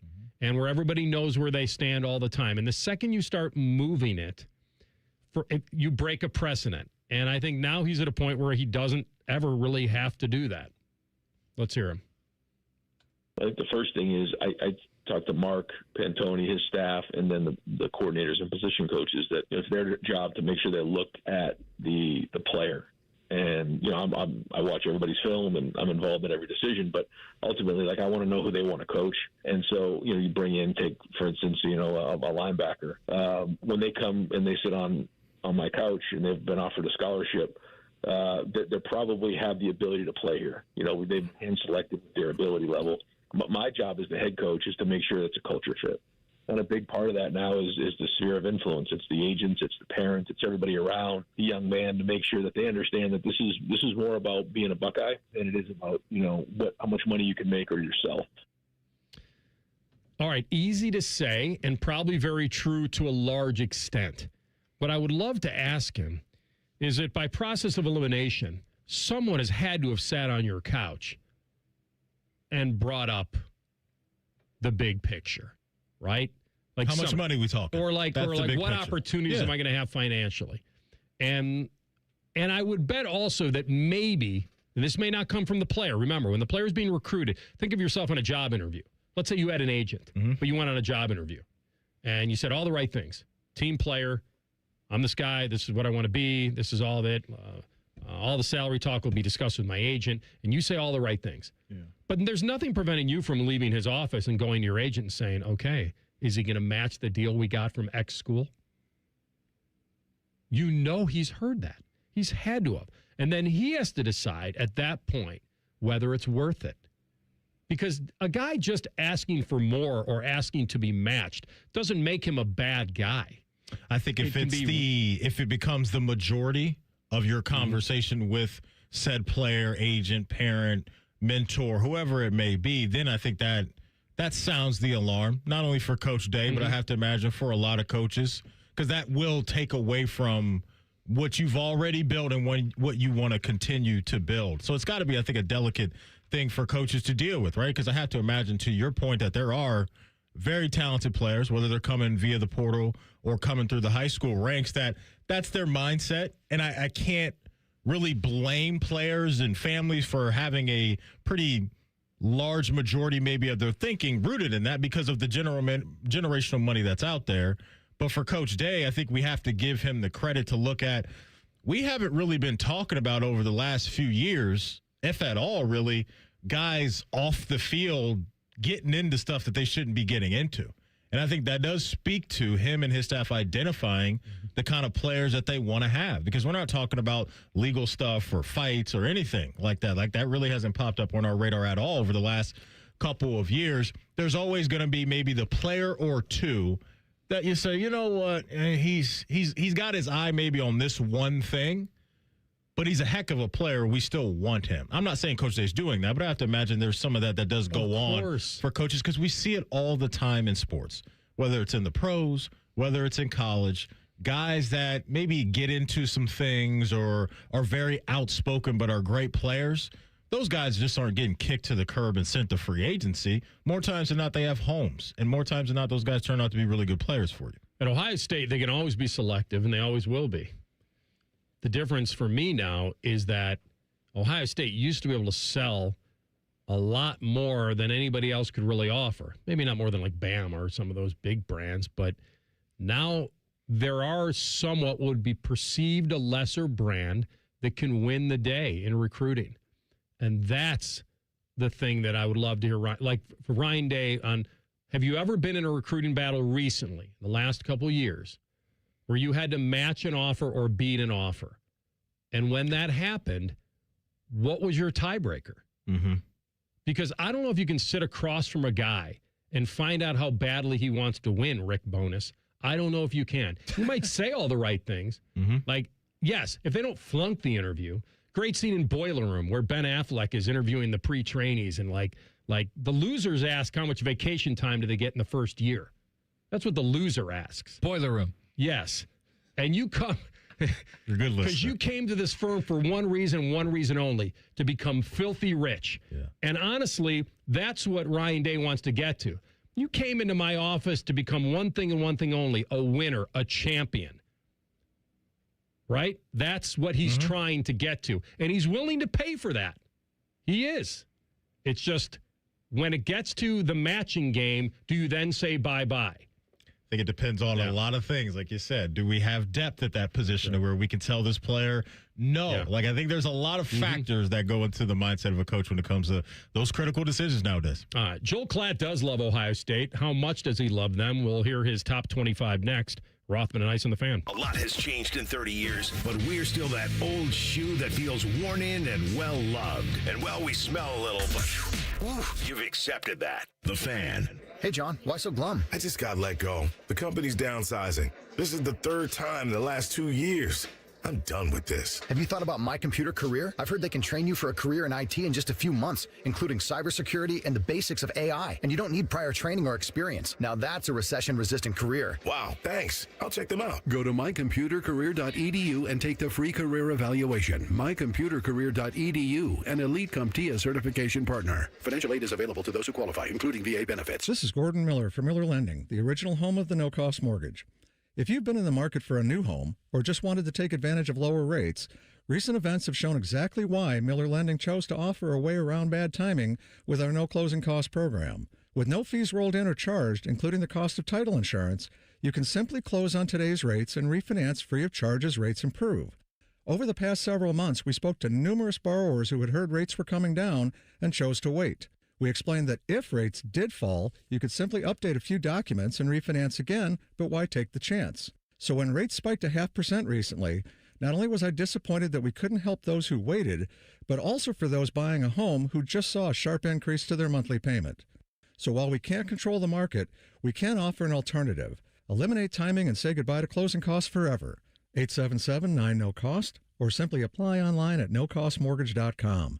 Miller Lending is an equal housing lender and MLS number 250-2146. Hey, it's Anthony here for the Good Feet store. This is the time. You want to be outside. You need to be outside. But do you really want to be on your feet if they're killing you? That's why I went to the Good Feet store. I stressed about knowing I would be standing at a multiple-hour event or even playing in a golf tourney where I knew I would be walking. But when I got fitted for my personal arch supports, it changed the game for me in a great way. I honestly feel much better supported and aligned, and it's taken the pressure off my lower back. I could feel the difference instantly in my test walk at the store. Just a solid foundation right from the get-go. And now, every day, everything feels a little better. Their experts will personally fit you like they did me. And do what I did. Take the test walk around the store and you'll feel the difference. I've learned it all starts with the feet. And when you get the proper support, everything feels better. You can make an appointment online or just stop in the Good Feet store. They're in Grove City or on Polaris Parkway in Westerville. Or get started right now at goodfeet.com. During Window Nation's Buy 4, Get 4 free sale, you could replace all your home's windows and get half of them for free. Plus, you could get them with no money down and no payments or interest for 2 years. The sale ends soon, so book your consultation now. WindowNation.com. Ready to plan the ultimate weekend getaway? Start day 1 at the Columbus Zoo. Then crank up the excitement on day 2 at Zoombezi Bay. Grab your Columbus Zoo and Zoombezi Bay 2-day pass now at columbuszoo.org. Feeling stressed or overwhelmed? Not sure how to get the mental health help you need? We've got your back. Call the Mental Health Insurance Assistance Office at 855-438-6442. We'll help you figure out what mental health benefits may be in your health plan. No more confusion, just the support you deserve. Call the Mental Health Insurance Assistance Office at 855-438-6442. Studies show that people with good oral health are more likely to have good overall health. That's why it's so important to maintain a healthy diet, to brush your teeth at least twice a day for 2 minutes, to floss once a day, and remember to see your dentist regularly. Ohio Dental Association dentists are dedicated to providing the highest quality dental care. Ask if your dentist is a member of the Ohio Dental Association, so you know you're being treated by the best. To find an ODA dentist near you, visit ODA.org. Catch Ohio State baseball all season long on The Fan 2. You can find the magical land of The Fan 2 by tuning into 1460 on your AM dial or clicking on The Fan's HD2 feed. Tyler Danberg thanks you. Your home of the Buckeyes, The Fan. Fan weather. From the Logan AC and Heat Services Weather Center. Chances of showers and thunderstorms will be the second half of the day today. Otherwise, mostly cloudy and breezy with highs in the low 70s. For tonight, chances of showers and storms continue pretty likely as we go into the evening and overnight with our lows in the upper 40s. And then for Wednesday, that should taper off late morning, turning mostly cloudy and cooler with highs in the mid to upper 50s. For The Fan, I'm meteorologist Meredith Garfolo with the 10 Weather Impact Forecast. Catch T-Bone and Tyvis weekday mornings from 6 to 9. If you're not completely satisfied, we'll rewind time and erase your brain. For real, The Fan. The most wonderful people in the history of Western civilization. Rothman Ice, 97.1 The Fan. It doesn't get any better than this. Thank you, Bill. He sends his best from the grave. We've become very spiritual. Roger Malpe efforting at 1:30 from the Legends Luncheon. Might be in transit. Oh, he's going to give Jack Nicklaus a stiff arm and say, hey, listen, Anthony Rothman. Golden Bear, it's been nice. I know that I played with you back at Turnberry in the day and Duel in the Sun and all that. And out there in Pickerington, huh? A little Turnberry out there. That's right. Yeah. Those guys are not in his league. The Duel in the Sun back at Turnberry in Pickerington.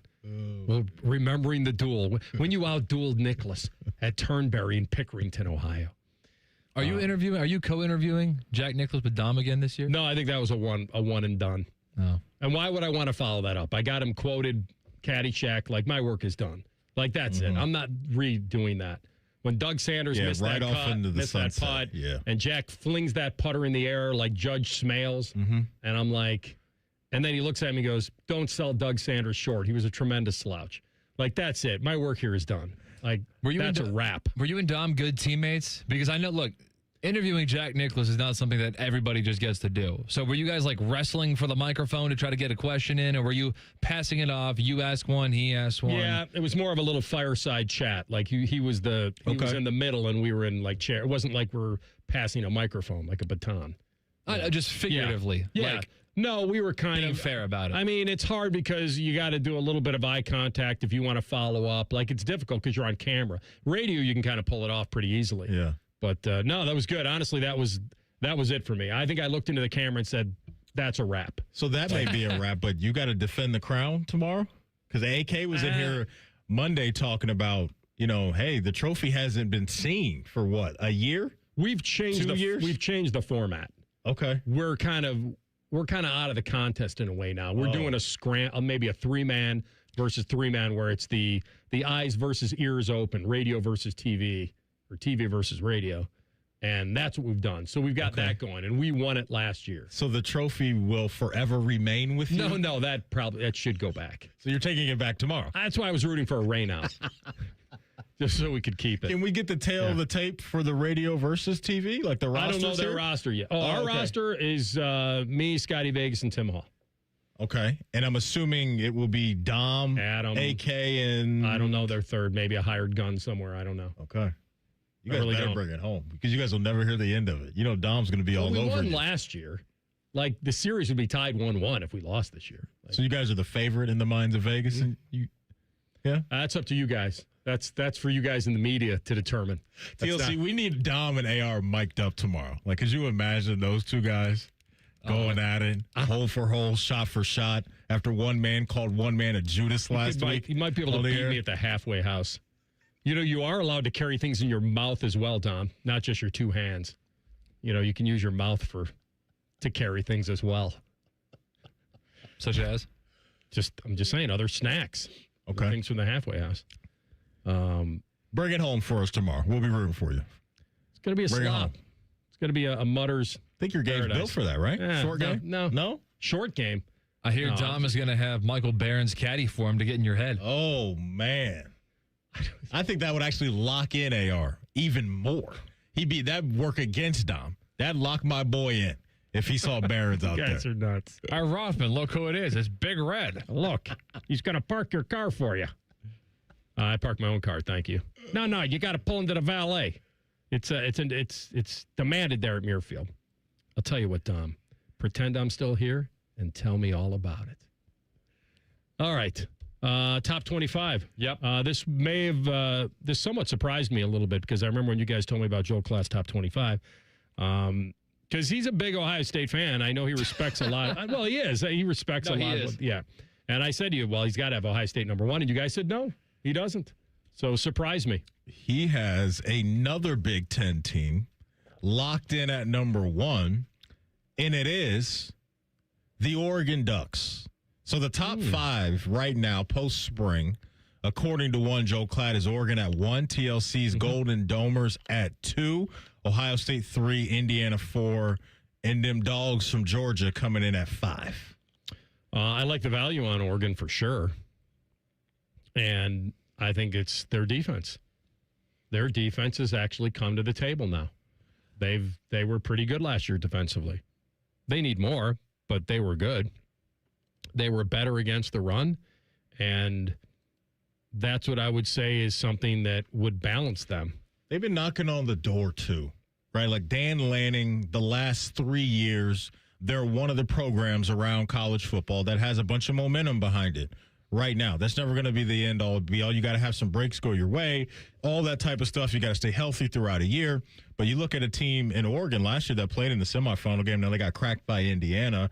But then the year before that, you can see and feel what's been going on there. So now they're just restarting in one of the best places you can restart. That being Ohio State, that being Notre Dame, that being Ohio State, Notre Dame, and Oregon. All three of those teams that he has ranked third are bringing back, I think, one of the best building blocks you can have. Head coach quarterback combination, figuring that out and knowing, hey, everything else around that to a certain degree will figure itself out. But for all three of those squads right now, C.J. Carr, Dante Moore, Julian Sand, out of the gate, you got to love the feel of what those teams are probably going to be because of who's under center. So I think that Ryan Day with this schedule, we talked a lot about this schedule this year, and I do think that he believes that if they get through this. The gauntlet? It's a gauntlet. Ohio State is good luck with all that. How will they make it through? It's a tough schedule, man. They'll only be favored in every game but one. How will they make it? It's a gauntlet. Speaking of Klatt, I think we played some audio from him over the last month or two to where he said this was the toughest schedule that he's looked at. It is. On And paper. here's the important part of that. I don't think Ohio State, there was an edge that they didn't have. Now, you'd say, well, how could they not? They just beat Michigan. Like, how could they not have an edge? I don't think it's a tangible thing. I think that this team, in interesting moments where you think they'd come through, did not. And they did during the title run, like especially against Texas. And obviously they look very strong in the other games. But I think there's an edge that he's looking for this year. Look, he lost all these guys on defense. There's a little bit new identity on defense. He's got a quarterback that's got to follow up a Heisman contender season. He's got a receiver that's going to be viewed as perhaps the best player in the country again. Mm-hmm. And he's got another all-world young receiver. He's going to try to add to the mix here. The running backs should be good again. The offensive line has depth. We're not sure how talented they are. So there's some concern. You lose the ultimate back-end defender in Caleb Downs. So the interesting part for me is this gauntlet may be exactly what they asked for. Now, you've got it. There's risk with reward. The risk is, don't accidentally lose 3. But anything less than that, I think he would actually welcome in a way, because it would give his team some battle-tested scars going into a playoff, which I don't think he had last year. Yeah, I think that's absolutely fair to say, right? When you look at their road outside of Texas, and look, you got tested, obviously. You're always going to be tested to a certain degree. With the last game of the year, you had to go up to Ann Arbor. There was elements and snow and all that, and then the pressure as well to get it done. But I agree with you that this year's schedule, there's going to be some learning experiences had for guys that are either young or some of these veteran guys now to go in tough environments or have tough teams come into your environment, and you're going to have to figure it out. So the acknowledgement from Coach Day about playing in tight games, I think that's good to get your team mentally prepared now to try to go into those situations. And lucky for him, he has experience in certain spots around this roster to where I think some guys that are now going to have to step up can look to some of those OGs and say, what do we do here? Or not even really ask them, but just follow their lead and see what their actions look like on Saturdays. And I think this team would no doubt be tested come last week of the regular season when they host Michigan. And I think that's kind of what you want when you know that, hey, we're going to be tested, but we can beat anybody as well. So there's never going to be a lack of confidence, but you'll find out a lot about yourself this year throughout that regular season schedule. The man who won the very first Memorial Tournament is in town. Roger Maltby, the great golf announcer himself, at the Legends Luncheon. We will effort him in 2 minutes. Stick close. Rothman Ice on the Fan. Hey, everybody, it's Berm here. Jeremy Birmingham from the Austin and Berm Show on 97.1 The Fan. Last year, I heard Austin's 40 by the 4th message just like everybody else, and I remember thinking to myself, yeah, that makes a lot of sense. And then I did what a lot of people do. Nothing. And that's why I like Reclaim by Awaken 180 so much now because it's really about finally taking the advice of people who've actually done it and gotten real results. This is not people guessing. This is not people talking. People who've been there, who I finally listened to. And I dropped 35 pounds in just 7 weeks with Awaken 180. Then I lost 5 more in free maintenance mode. That's why this hits different for me now. Reclaim by Awaken 180 gives you a clear plan, a defined window, and a real finish line. And if you want a powerful goal inside that window, 40 by the 4th is right there. It's not eventually. It's not one of these days. It's right now. So maybe this year, you do what I should have done last year. Go to awaken180weightloss.com. 844-346-1800. Awaken180weightloss.com. Spring is here. Now's the time to get your air conditioner ready with a $49 AC tune-up from Columbus Worthington Air. An AC tune-up can help save money on your energy bill and prevent expensive breakdowns. As your local home service experts, everything we do is backed by our exceptional service guarantee. Proudly serving Columbus homeowners for 90 years and counting. Columbus Worthington Air and Bryant Heating and Cooling. Whatever it takes. Visit cwaohio.com/radio for details, terms, and conditions. License number 47543. When it comes to a gun suicide attempt, all it takes is a moment. Heather and I had an argument just like any other couple. I was lost. I had snapped. I had a gun and I was going to take my own life. Heather helped me realize that there was still a life to live for the better of myself, my family. My weapon is now safely put away. A moment of crisis can happen to anyone. Store your guns, locked, unloaded, and away from ammo. Hear more safe stories at endfamilyfire.org. Brought to you by Brady and the Ad Council. Rothman Ice is sponsored by your local Pella Window and Door showroom on Gemini Parkway. The Fan, Ohio sports destination. True to his name, Matty Ice wears a winter coat in the middle of summer. He lives the gimmick, man. You're listening to Rothman and Ice. All right, the Memorial Tournament will be here before we know it. The house that Jack built. Oh, that'll be great. Got about Thursday, a month, June 3rd. Yeah, about a month out. Start of the tournament. And Scotty Scheffler will be going for a three-peat.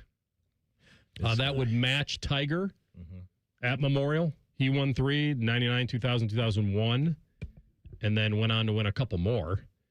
But Scotty would be going after a three-peat. It's just child's play out there for him. It really is. Like, this guy,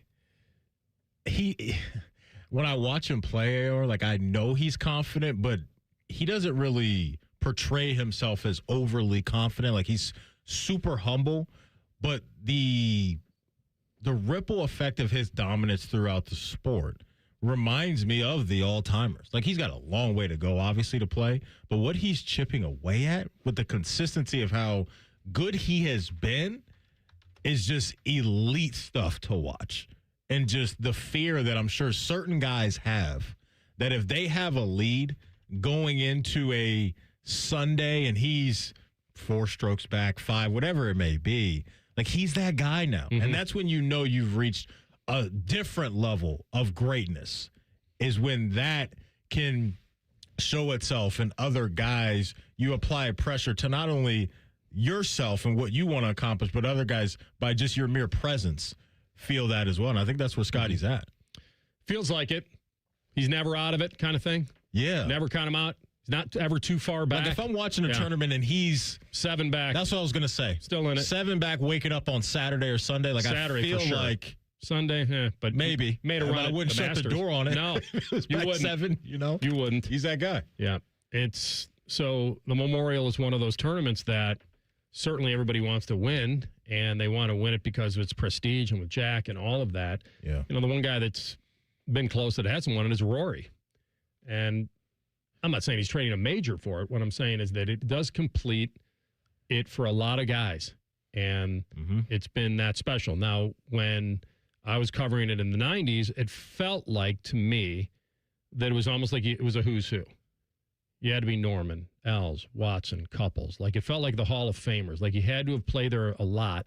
And I think the credit to the tour is that it's deeper now. And you can have a David Lingmerth or, you know, a Bart Bryant or somebody come out of nowhere and win that tournament. It never used to be that way. It just shows you how much talent is out there.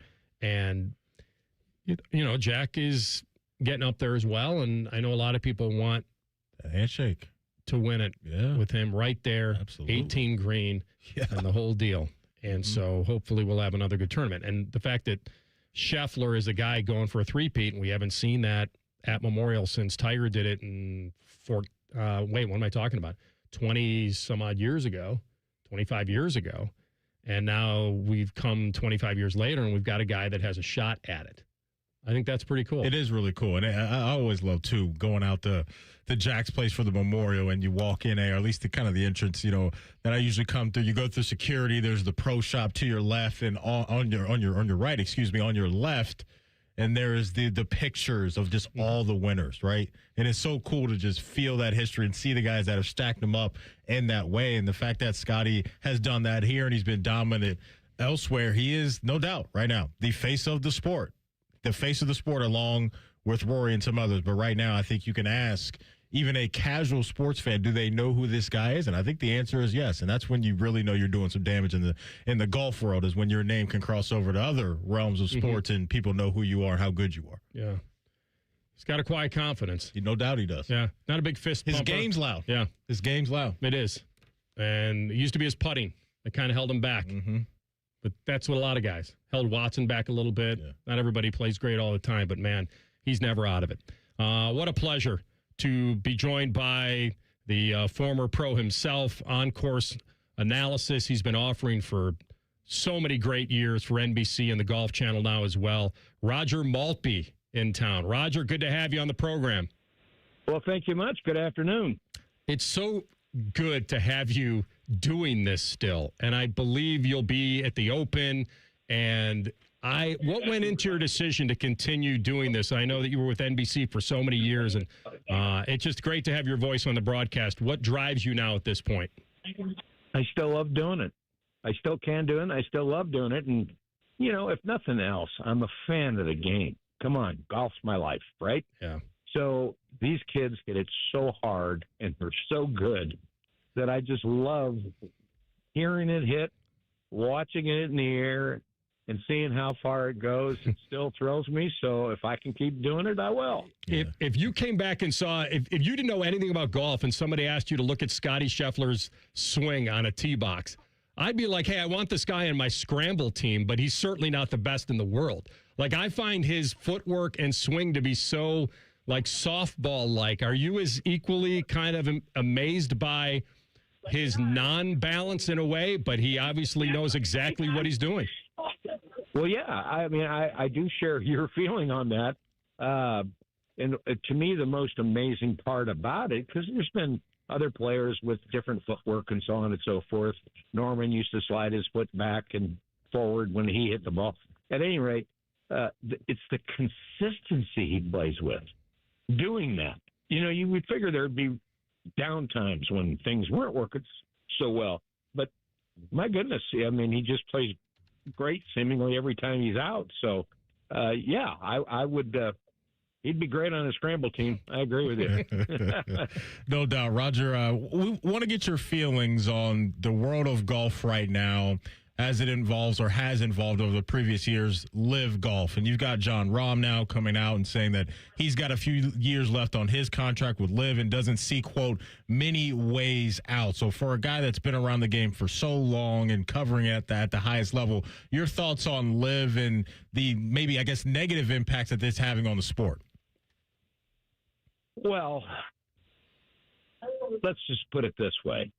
The Saudis had a reason for doing it. Call it sports washing, calling it whatever. It certainly isn't a viable way to generate money.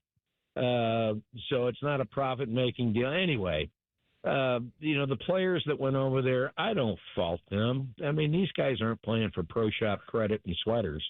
If you're going to hand them that kind of money, why in the world would that not at least intrigue you, let alone if you make the decision to do it? That's not the problem.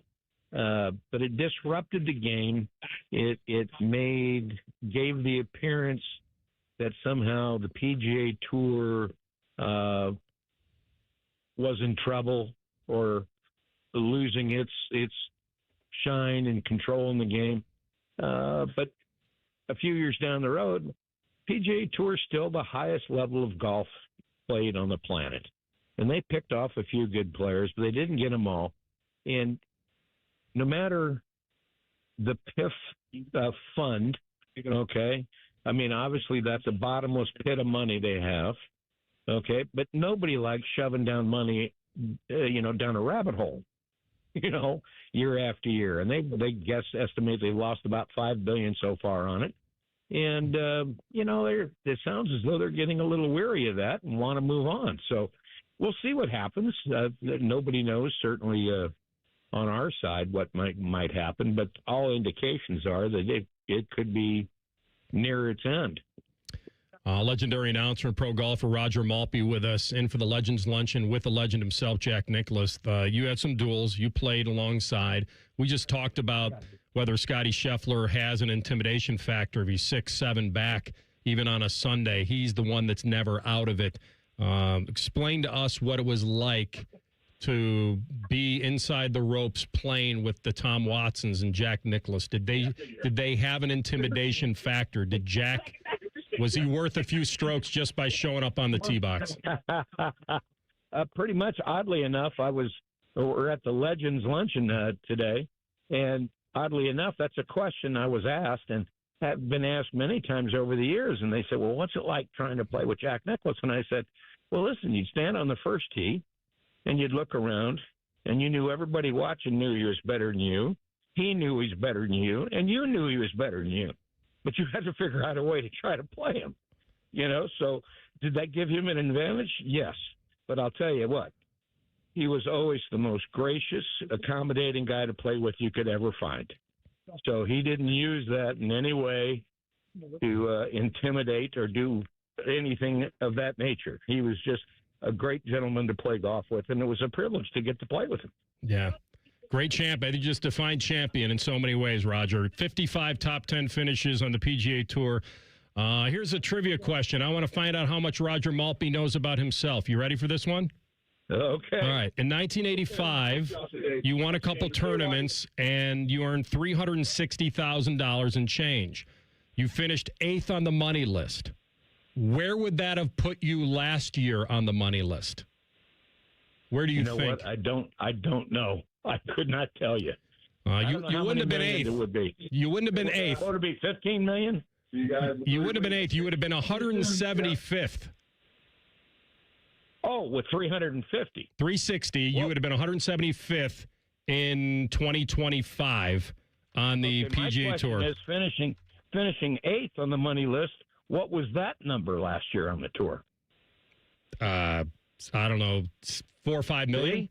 Probably stumped you now. 5 million. I don't know more than that. I'll bet you more than that. Substantially. Roger Bears. I think about 5 because I think Scotty won 10. You know what? You're right. It has to be a lot more than that. You're right. I'm way short. Yeah, you're way short. Okay. Yeah. So I just don't know what the number is. Don't you have a stats guy there? 16 million? Is that what you're saying? Oh my goodness. All right, so there you go. The eras change over the years. You talked about that. You played in the final group of the Masters, right, in 87. Were you in the final pairing with Ben Crenshaw? I sure was. What did that feel like to be leading the Masters on a Sunday? Just knowing that part of the resume that you could always say, I was in the final pairing on Sunday at the Masters. Yeah, and I had to lead on the 10th tee. It was, I can tell you this, I was alive. Yeah. I mean, you're just, you're in this zone, in this place, and at that place, that was just great, And after it was over and I finished a shot out of the playoff, there's a bit of melancholy. But all these years later, it's still one of my very fondest moments, as disappointed as I was not to win at the time, because I think I had a shot at winning. But it was really a great experience. Yeah. What's the best advice you ever received about golf? Wow. Scoot low, Sheriff. They're riding Shetlands? I don't know. The greatest piece of advice. Huh. I don't know that there was one thing that stood out above all others. Okay. I'm not even talking about the swing, just about, you talk about being at those places of nerves and trying to play your best under the most pressure. What did you rely upon? What did I rely upon? Well, golf is certainly, to view, looks like a very slow-moving sport. When you get in contention and get nervous and have a chance at winning and all that, things start moving much quicker in your brain and otherwise. And I think the biggest thing is just to slow down a little bit. Okay. Slow your breathing down. Slow your walk down the fairway. Take your time, because you start making bad decisions. Choking is not just a physical thing.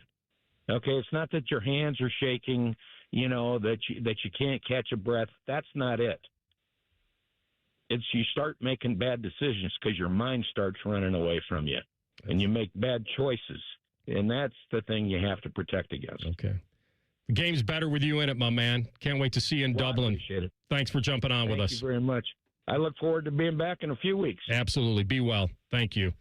That is the great Roger Maltby on the Bryant Heating Cooling Systems Fan Guest Hotline. Buckeye Bulletin to follow. Rothman and Ice on the Fan. Wake up with the Fan. Eat lunch with the Fan. Go to bed with the Fan. Dream about the Fan. Then change your sheets. Gross. Ew, you guys are gross, but stick around in case I don't find anyone else. The Fan. As the saying goes, trust is earned, never given. When it comes to your roof, who you trust truly matters. At Newman Roofing, we're more than just a business. We're a local, family-owned company built on honesty, integrity, and hard work. From the very beginning, these core values have shaped the way we do business, ensuring a customer experience that's second to none. Our dedication to quality has earned us the trust of thousands of homeowners across Central Ohio. At Newman Roofing, excellence isn't just a word, it's our promise to you. From the moment we step foot on your doorstep to the final handshake, we strive to deliver an experience that keeps you calling back for more. Whether you need a roof repair or a full replacement, our team at Newman Roofing is here to protect what matters most.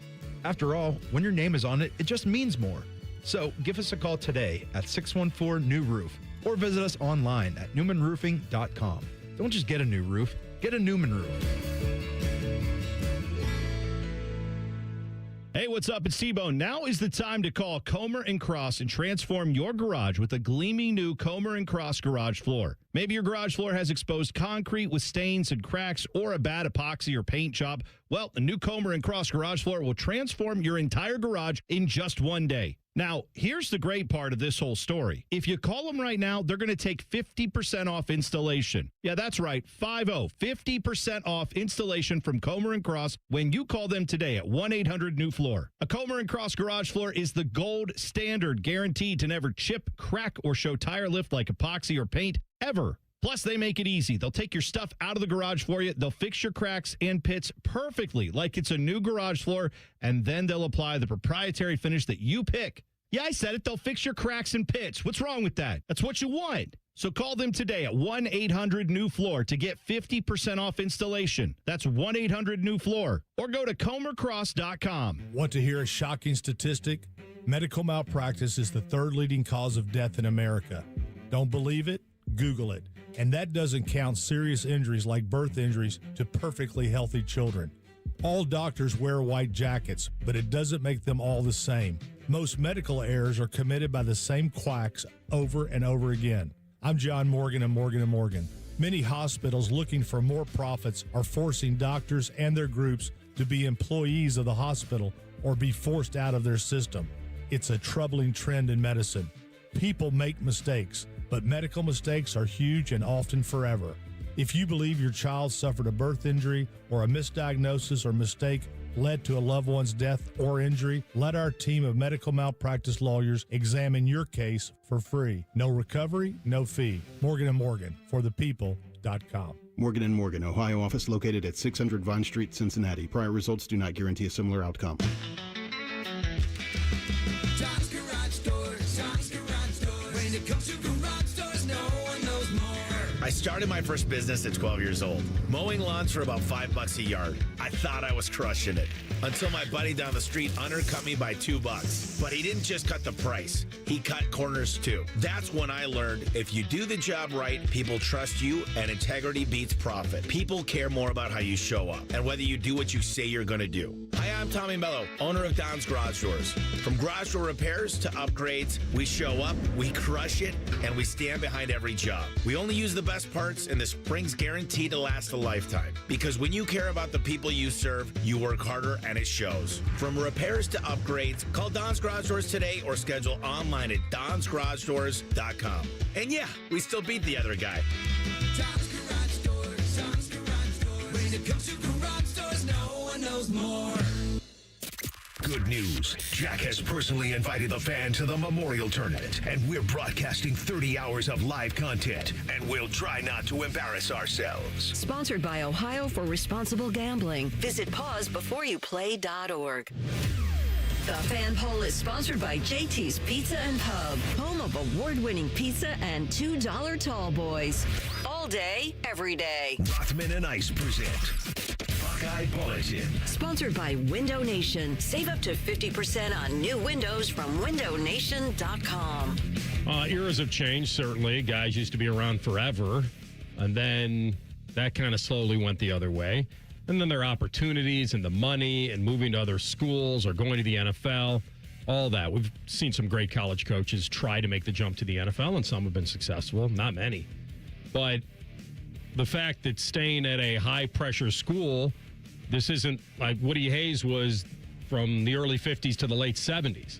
And then, Earl Bruce got his, 9 years, and then Coop got his 12, and Tress got his 10, and suddenly, and Urban did his time from 12 to 18, but here we are now with Ryan Day.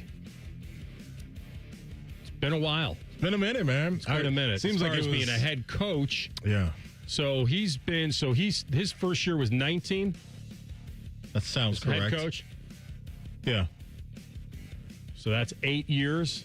Wild. 26. Felt like it was yesterday. I was watching that video of Urban handing the gaming controller to Ryan Day. It's your time now, and it's just interim in 18 with the 3-0. Then 19. And then 19, 20, 21, 22, 23, 24, 25, 26. So that's 8. This will be 8. Crazy. As head coach, full time. And Bo talking about his years at Ohio State as an assistant combined with his head coaching and the total years from 17 to now 2026.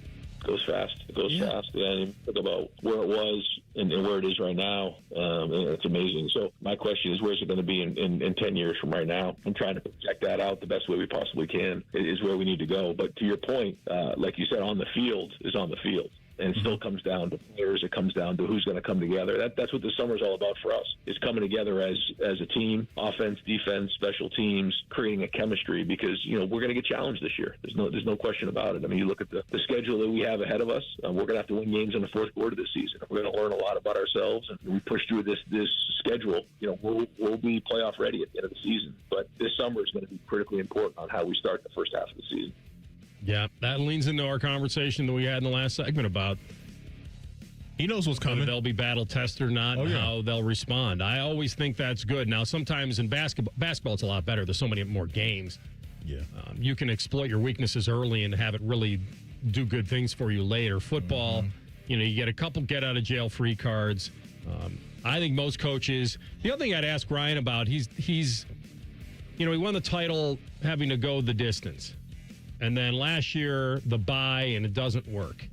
And you're kind of wondering, I've always been a believer in, I don't know, coaches won't know every situation. They won't know the bracket necessarily. But I'm wondering, I think inherently, he would always want the rest. Always. Even though there's proof that they needed a game sooner after they lost to Michigan. It was still 3 weeks off, but they needed to get on the field and prove it again.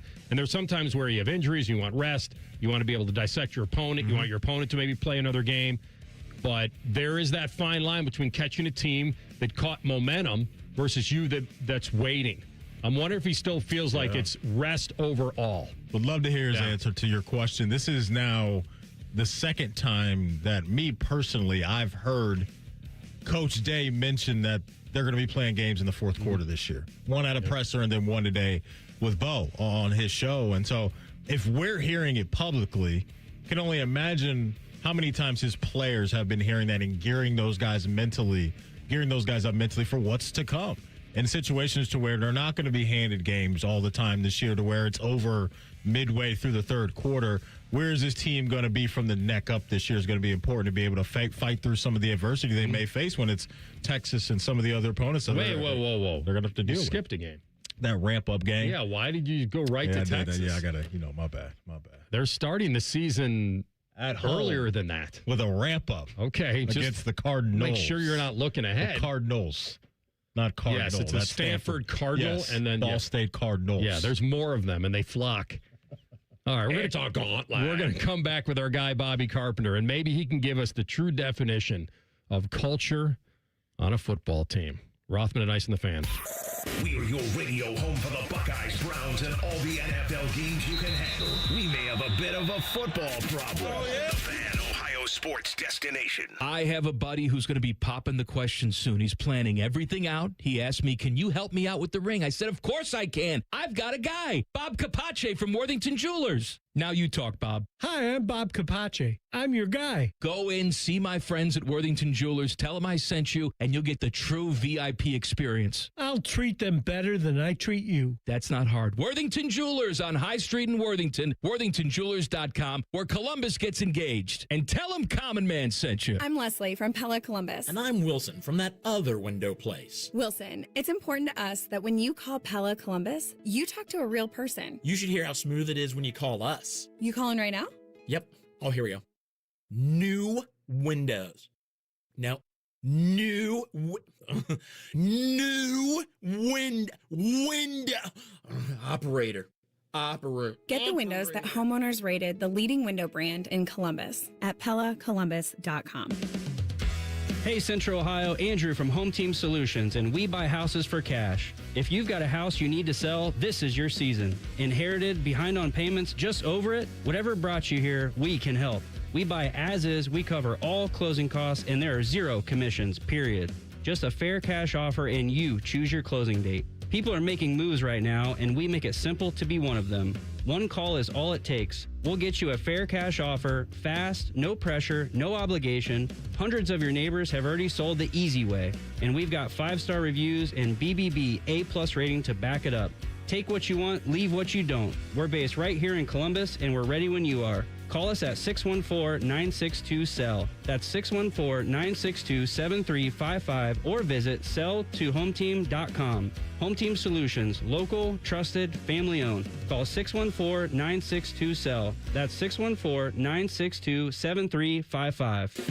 Here's a look at what's going on around the ballpark with your Cincinnati Reds. The Reds are on the road facing division foes in Pittsburgh and Chicago, returning Friday, May 8th to take on the Houston Astros. They'll return to a busy night with the usual fireworks on that Friday and a special post-game show with world-renowned mentalist Oz Perlman, presented by the Ohio Suicide Prevention Foundation. Perlman's interactive show is expected to involve fans in attendance and select Reds players. On Saturday, May 9th, the ballpark will turn into a galaxy far, far away for Star Wars night. Fans in attendance will receive a Grogu bobblehead presented by TriHealth while supplies last. Make it a family outing and celebrate Mother's Day at the ballpark on Sunday the 10th. Moms in attendance will receive a Mother's Day cosmetic bag presented by Jergens while supplies last. That's a look at what's going on around the ballpark with your Cincinnati Reds.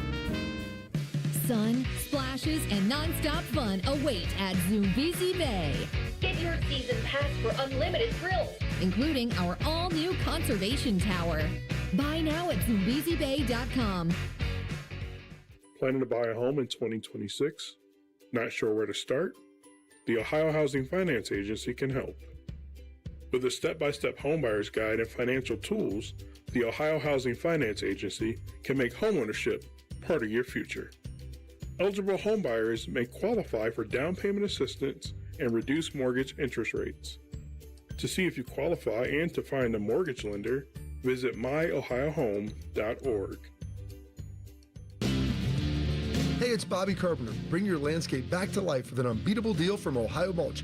5 bags of premium mulch for just $10. You choose from absolute black, brown, or red to make your flowers pop and your curb appeal shine. Whether you're refreshing flower beds or finishing up that weekend project, Ohio Mulch, they have everything you need to make it look like a pro did it. Ohio Mulch, landscape supply, cleaner, greener, better. Hey, it's Austin Ward. Listen to The Beat with Austin and Byrne, now powered by the Waterworks and Header Heating, Cooling, and Plumbing. Get the latest Buckeye news, insights, and unbeatable analysis every day. Don't miss a moment. Stream The Beat with Austin and Byrne, sponsored by the Waterworks and Header Heating, Cooling, and Plumbing. Feeling stressed or overwhelmed? Not sure how to get the mental health help you need? We've got your back. Call the Mental Health Insurance Assistance Office at 855-438-6442. We'll help you figure out what mental health benefits may be in your health plan. No more confusion, just the support you deserve. Call the Mental Health Insurance Assistance Office at 855-438-6442. Broadcasting live from the McDaniel GM Superstore Studios, driving excellence since 1916. Chevrolet. Together, let's drive. WBNS HD1 Columbus. Good afternoon. I'm Ryan Baker. 4 months away from Ohio State's season opener at the Shoe on September 5th against Ball State. Ryan Day was on Bishop and Friends earlier today, and he said that this summer is important because of the tough upcoming schedule. That's what the summer's all about for us, is coming together as a team, creating a chemistry, because, we're going to get challenged this year. There's no question about it. I mean, you look at the schedule that we have ahead of us. We're going to have to win games in the fourth quarter this season. 7:40 tonight, both the Reds and Guardians in action. Cincy is in Chicago battling the Cubs. You can hear that one over on the Fan, too, at 7:10. Cleveland is in Kansas City facing the Royals. Second round of the NBA playoffs, the Cleveland Cavaliers in Detroit starting their series with the Pistons tonight at 7. The Lakers in OKC at 8:30. NHL playoffs, Colorado hosts Minnesota at 8. This one's sponsored by RCD RV Supercenter in Heath, Delaware, Pataskala, and always online at rcdrv.com. Most shows just skim the surface, but Rothman and Ice feel like the biggest story of the day deserves a closer look. It's time for a deeper dive. Sponsored by Orthopedic One, Central Ohio's most trusted orthopedic practice. Find a physician or location near you at orthopedic1.com. All right, back at it with our guy, Bobby Carpenter, in studio. That's where he performs the best, under the lights, with cameras and tech people. And we don't have mirrors yet, but we're working on those. Mirrors on the ceiling. How you feeling? Sweet Good? champagne on ice. A little Hotel California. Feeling good. You can check out, but you can never leave, Bob. I've been telling Bob Taylor that. We'll see if that's how that plays out for him. It's good. I listened to some of the Ryan Day stuff here on This Morning with Bo and talk a little culture and fit. One of the things, though, you guys always give me all these shows to watch and everything, movies, and I need you to text me a list of all of them. Because you know what I did?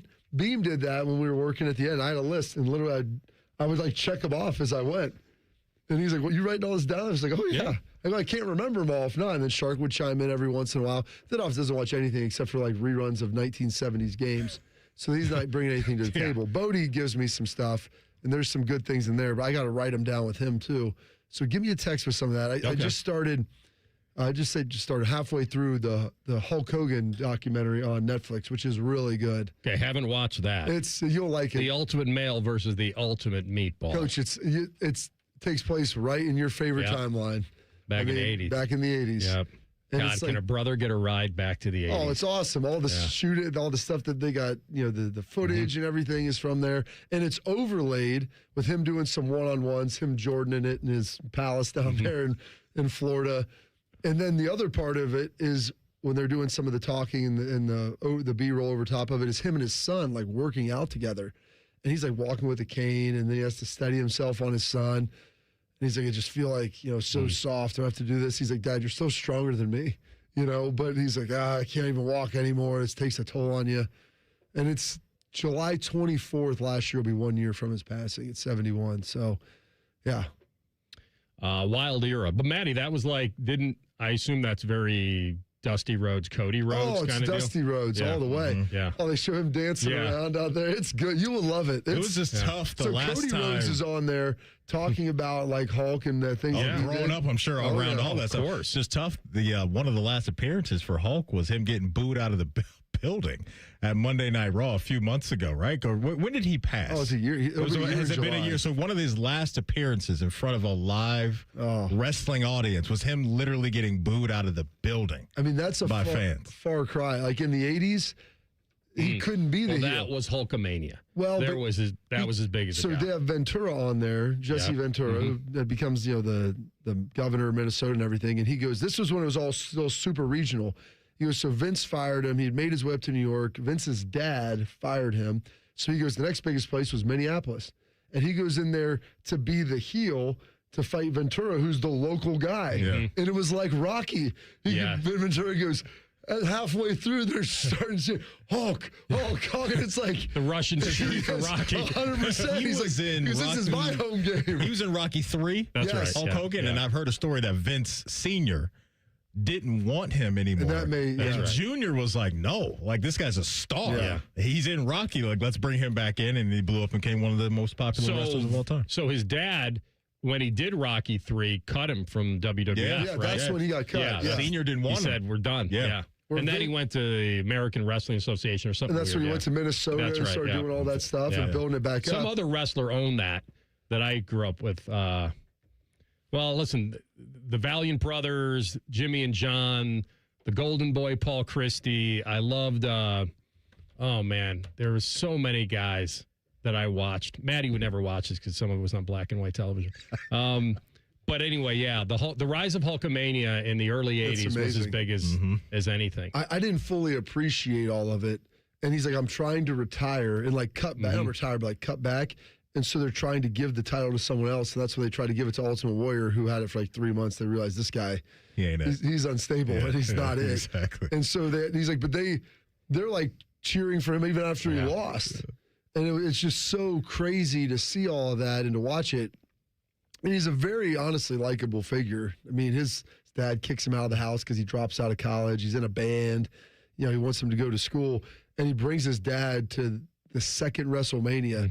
And his dad finally was like, I'm proud of you. Like, finally admitted that. He never came and watched any of his wrestling before because he said he was just a circus clown. I mean, his dad's old school. Like, they lived in a trailer in Tampa. It's pretty amazing. Okay. To tap in. Have to check it out. That is good. You heard, so you started this with, Ryan Day being on earlier with Bishop and Friends and talking about how, if a recruit sits on his couch, he already knows he's talented. Like, no one's going to get to that point. He's not recruiting. That's what people say about your apartment, Rothman. That's right. Hang on. That's well done. That's well played. Yeah, I already know you're talented. You're here. Now let's see if you have what it takes to get in the next room. Is that what you're saying? All right. Are you willing to work? Yeah. Oh, my goodness. It's a business doing pleasure with you. All right. So he knows the guys are talented. He's not recruiting Rudies, right? These aren't. That's it. Right. He doesn't recruit a team full of Rudies. Right. Maybe your best line of the day. Thank you. All right. So he knows they're there. But he made it sound like that if it is all about money, then you're not right for us. This is not who we are. But, Bob, by process of elimination, it does get to that conversation. It's going to get there, whether it's through the agent, the parent, whatever. In the recruiting, maybe the kid's saying everything right. I'm a team guy. This is what I want. This is where I want to be. But eventually he'll have to match or beat an offer somewhere along the line. So here's what Ryan's envisioning, Rothman. Okay. Sit down. Only the qualified candidates make it to the couch. And it's not just the player. It's their family. Like the whole, you heard him talk. Like it's the parents. It's the agent. It's whoever the hell else is in your life that feeds input into your mind. Because that's where it comes down to. And my dad would always say this, like, if money's all you chase, it's all you'll catch. So if you come for it, you'll leave for it. And it's a big component of it. But Ryan talks, you hear him in the spring, like he brings everybody up and he's like, when you're here, you're here, you're an Ohio State Buckeye. This isn't like a pass through to go to the NFL. This isn't a pass through your next college stop. Like when you're here, you're a Buckeye. Like, and you're a Buckeye forever after being here. And so he tries to really impress that upon him because that's the only thing you can do. In an era that is so transactional, you have to make it relational and transformative. And because I've talked to James, talked to a lot of guys about this, like, how do we win on guys? And like they've got to feel like you're investing in them and you care about how good they ultimately become and the success they're going to have. And not only as a player, but as a man and developing them and developing the culture, and the other guys around you are going to challenge you each and every day. And even the Bama guys talked about it. Like they got it. They're big into the sports science. And Ohio State uses all that too. But I mean, one of the things they do is, it's win or loser. Like you go against the guy all day long, win, lose. They're calling it out to everybody. And then at the end of the day, like tally them up. Let's see who won the day. And that pulls more out of guys. And it's not for everybody. But if you're honest with them up front about it and how you're going to operate, we're going to try to make you the very best. Maybe you don't want to be. Maybe that's a little uncomfortable for you because you're going to have to get there. And so the money aspect of it, the financial element of it is a part. But if it's like the whole, and it might be half, because no one's going to say, I'm going to go there for half of what they're giving me here. You got to be in the ballpark. But Ohio State, I believe, oftentimes can get a discount, especially early on. We're not paying you more than our starters. Oh, I want this. Another school's paying me that. That's great. This is what this guy's making. This is what that guy made last year. And you know what? When you get to that point, you'll make that, and then we'll pay you more. And we'll continue to elevate you, but we're not going to just give you this huge bag of money as an unproven product trying to come in.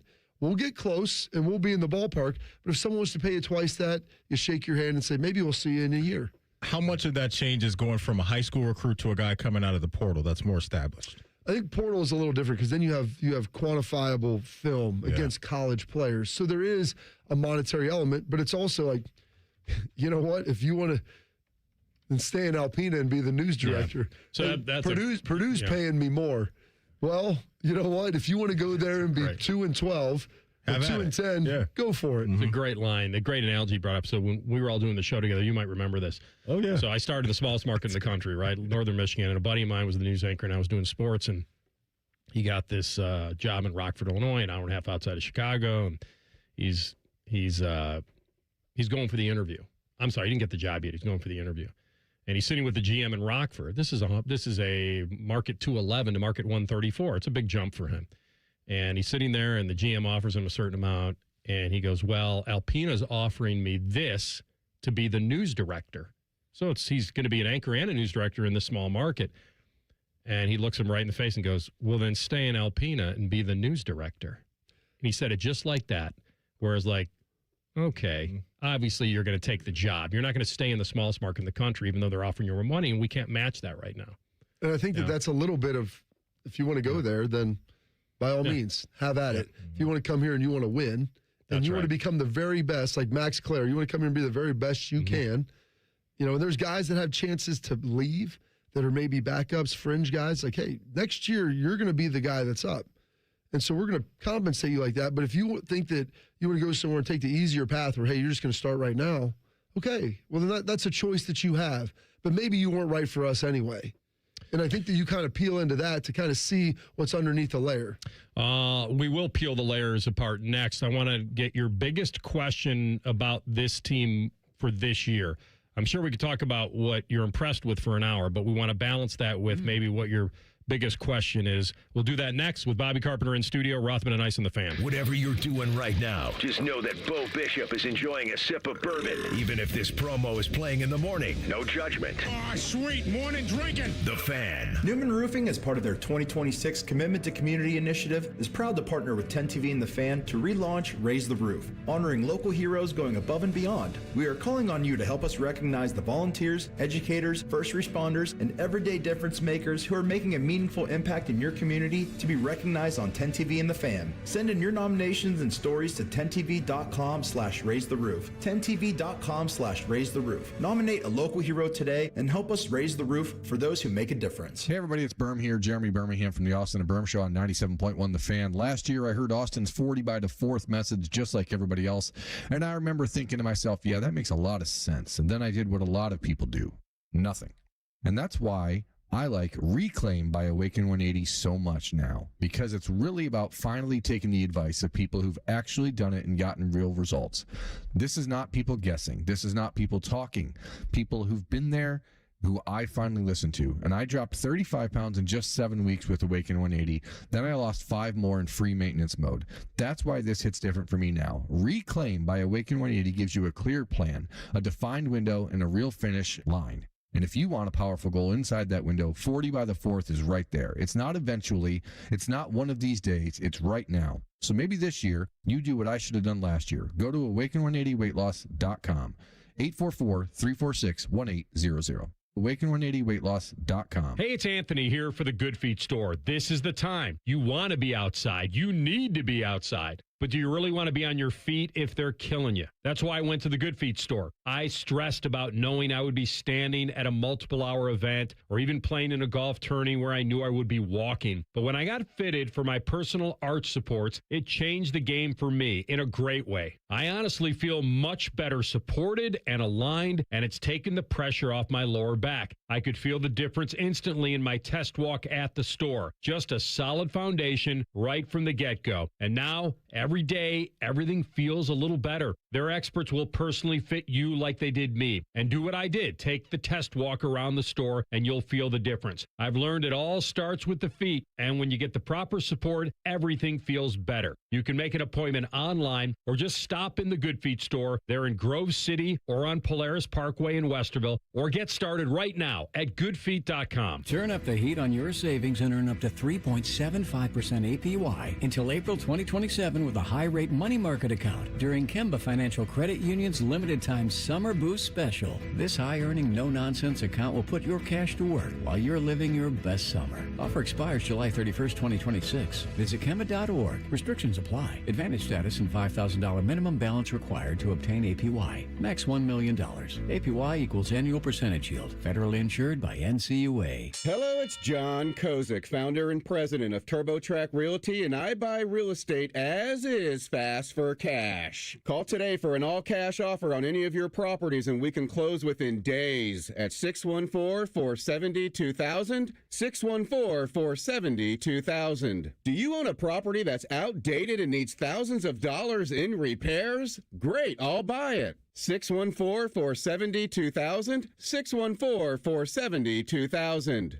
Would it be convenient for you if you could simply take what you want and leave the rest behind? Great, I'll buy it. I buy vacant properties, inherited homes, divorce situations, death in the family, foreclosures, commercial properties. I even buy my tenants won't pay me the rent houses. Call today and speak with me, John Kozik, for an all-cash offer and the help you need. At 614-470-2000, 614-470-2000, TurboTrackRealty.com.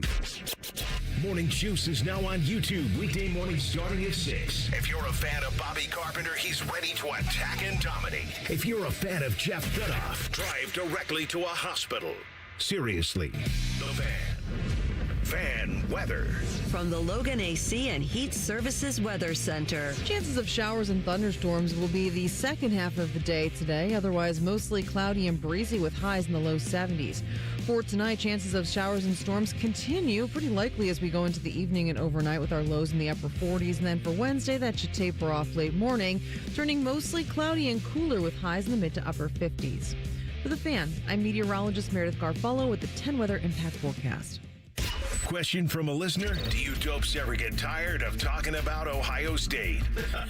No. The Buckeye Show. Weeknights at 6. The Fan.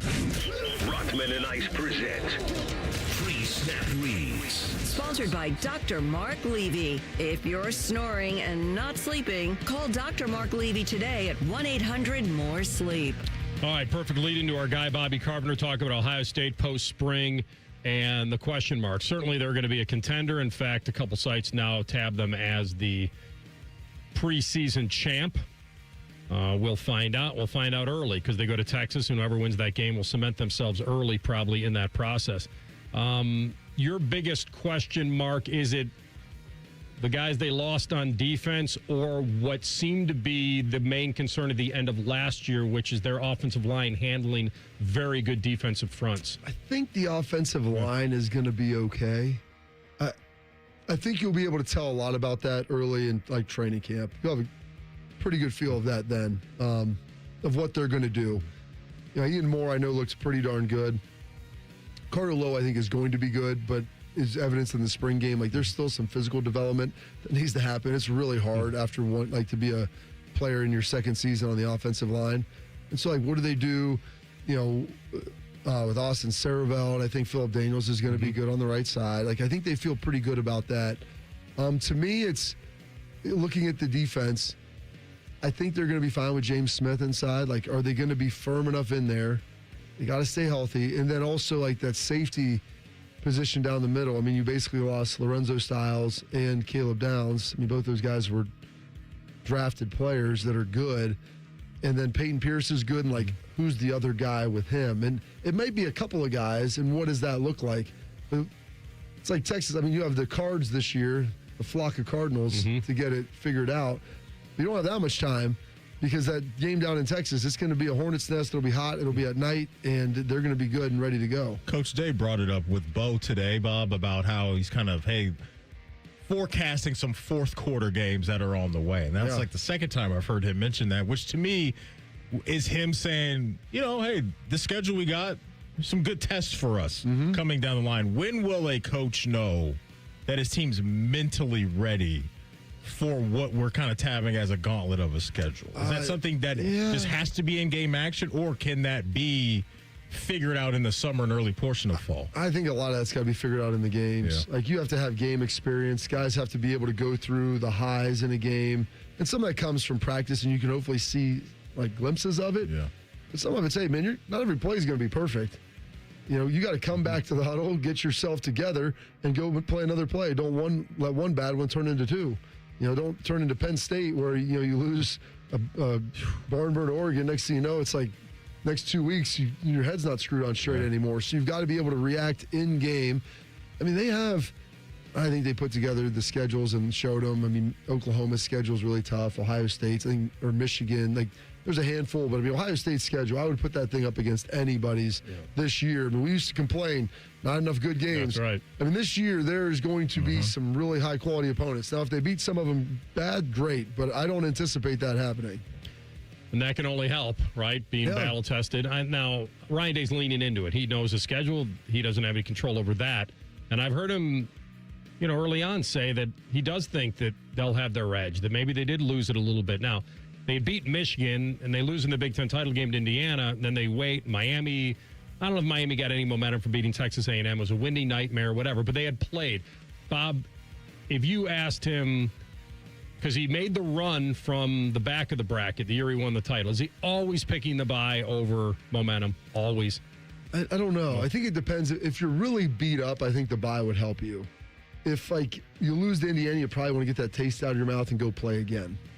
But if you have a team that, like, you're dragging through there and you've got guys with ankles, some nagging stuff where maybe an extra week would help, then you might lean into that. But a team that plays the week before doesn't have an inherent advantage, or if they come out healthy. I think, Indiana, they bucked the trend, but they even started a little slow against Alabama before they ultimately poured it on. So I do think there is an element when you get in that rhythm where you're playing every week, sometimes that delay in between isn't always the best. Yeah. Which new face in the Big Ten brings you the most curiosity? Is it Campbell at Penn State? Is it what's happening up there at East Lansing with an old face that's back again? Bryce Underwood at Michigan? Like, looking around the conference, where's a lot of your curiosity? The Bryce Underwood thing is really interesting because he played a lot last year, and he didn't really look all that great in the spring game. And everybody's like saying this is Cam Newton 2.0. And you're like, okay, you've got a whole year under your belt now. We can't be looking like we just walked out there. Now, I understand the offense is probably considerably different, and there's a lot of other elements to it. But I saw him like, okay, this could be trouble for the next handful of years for this Buckeye defense. And I hadn't seen it yet from what people hope that he can be. He's got a new coach. Oh, yeah. And a new coordinator. So I don't know if that's probably a level up with Whittingham and back coming in. But there's also a learning curve, there too. is. So, like, balancing that is what I'm trying to figure out. And he may look like a totally different guy come September. Yeah. He's definitely a guy to watch because clearly they've invested in him. And the other piece of this is Matt Campbell at Penn State. I know that he had been offered a lot of jobs over the years and was very selective. I think this is a job here that he probably really coveted. He's an Ohio guy, played him out. You turn down all that, and then finally Penn State comes open. It's like, well, Ryan's probably going to be there for the foreseeable future. I've got an opportunity now to leave and go to a big-time program not all that far away in the same region with big-time resources and expectations. So what he does and how quickly, because you remember last year, James Franklin got fired because they couldn't win a national championship. He could have still salvaged that thing and went like 8-9-3, but they fired him because they're like, well, we're out of this thing now. And it seems like you've lost the plot. So there's an expectation, I think, where maybe not in year one, but you better look like you can win a big game. That's it. You took the words right out of my mouth. It wasn't really that Drew Aller throws a pick against Notre Dame or whatever. Like, this is more about that record against top 10 teams. They just constantly falling short. If Franklin could have picked off Ohio State even one more time, he might have. And those were good games, but he was always on the wrong side, and those just started to stack, and nobody had confidence that he could win when the lights were the brightest. They basically canceled the series because that's of right. It will be interesting to see how the expectation comes into form for Penn State fans now moving forward. Because I have to imagine, to your point, there's a portion of them that They've watched 3 other teams in the Big Ten win a national title, with one of them being Indiana. It's one thing for Ohio State and Michigan. Like, okay, those are the teams that could beat us. That's right. You brought in this guy from where? Yeah. And you went on this run and just won one? Yeah, and we're firing our coach? Like, I think it will be in like year 3 for him. Is when that really kicks in. I don't think it'll happen in the first 2 years. I think in year 2 he's got to make the playoff, though. I think that's fair. I don't know if they're firing him, but if not, it's noise becomes because DeBoer was dealing with some of that after year 1 at Alabama. Now I understand that's Bama and Saban, but when there's a standard set, the noise becomes loud if you feel like you're not close. I mean, James Franklin, the Aller interception, that's in the semifinal. Right. Like, it wasn't like they were miles away. Oh, in 24? Yes. Oh, yeah. They were a play away from getting He had an easy playoff schedule with SMU and Boise, but still. But still, when you're fans, they don't care about that. Yeah. You win that game, you're playing in the national championship. Yeah. And he lost to Oregon in a very, very tough game, and it didn't kill him. Honestly, if that year he beats Ohio State at home, that was the year. If he beats Ohio State at home. That was the game. That was Igbenogsen's crazy pick in the end zone. You look at how they've lost some of those games with like JT Tuimoloau just like putting on the Superman cape, the Igbenogsen intercept. By the way, Joey's walk off. Yeah, that's the sack off. I mean, they've had. They threw a pick 6 at the beginning of the game. You spotted him a 10-point lead, and they lost it. Did they fire him after UCLA or after Northwestern? I think it was after Northwestern. Okay, so I think it was Northwestern. Northwestern. So he loses to Oregon in overtime, and then he goes to UCLA and loses. They lay an egg there, but they didn't fire him after that, right? It took the Northwestern? The Northwestern game. Because the way, I think it wasn't even the loss.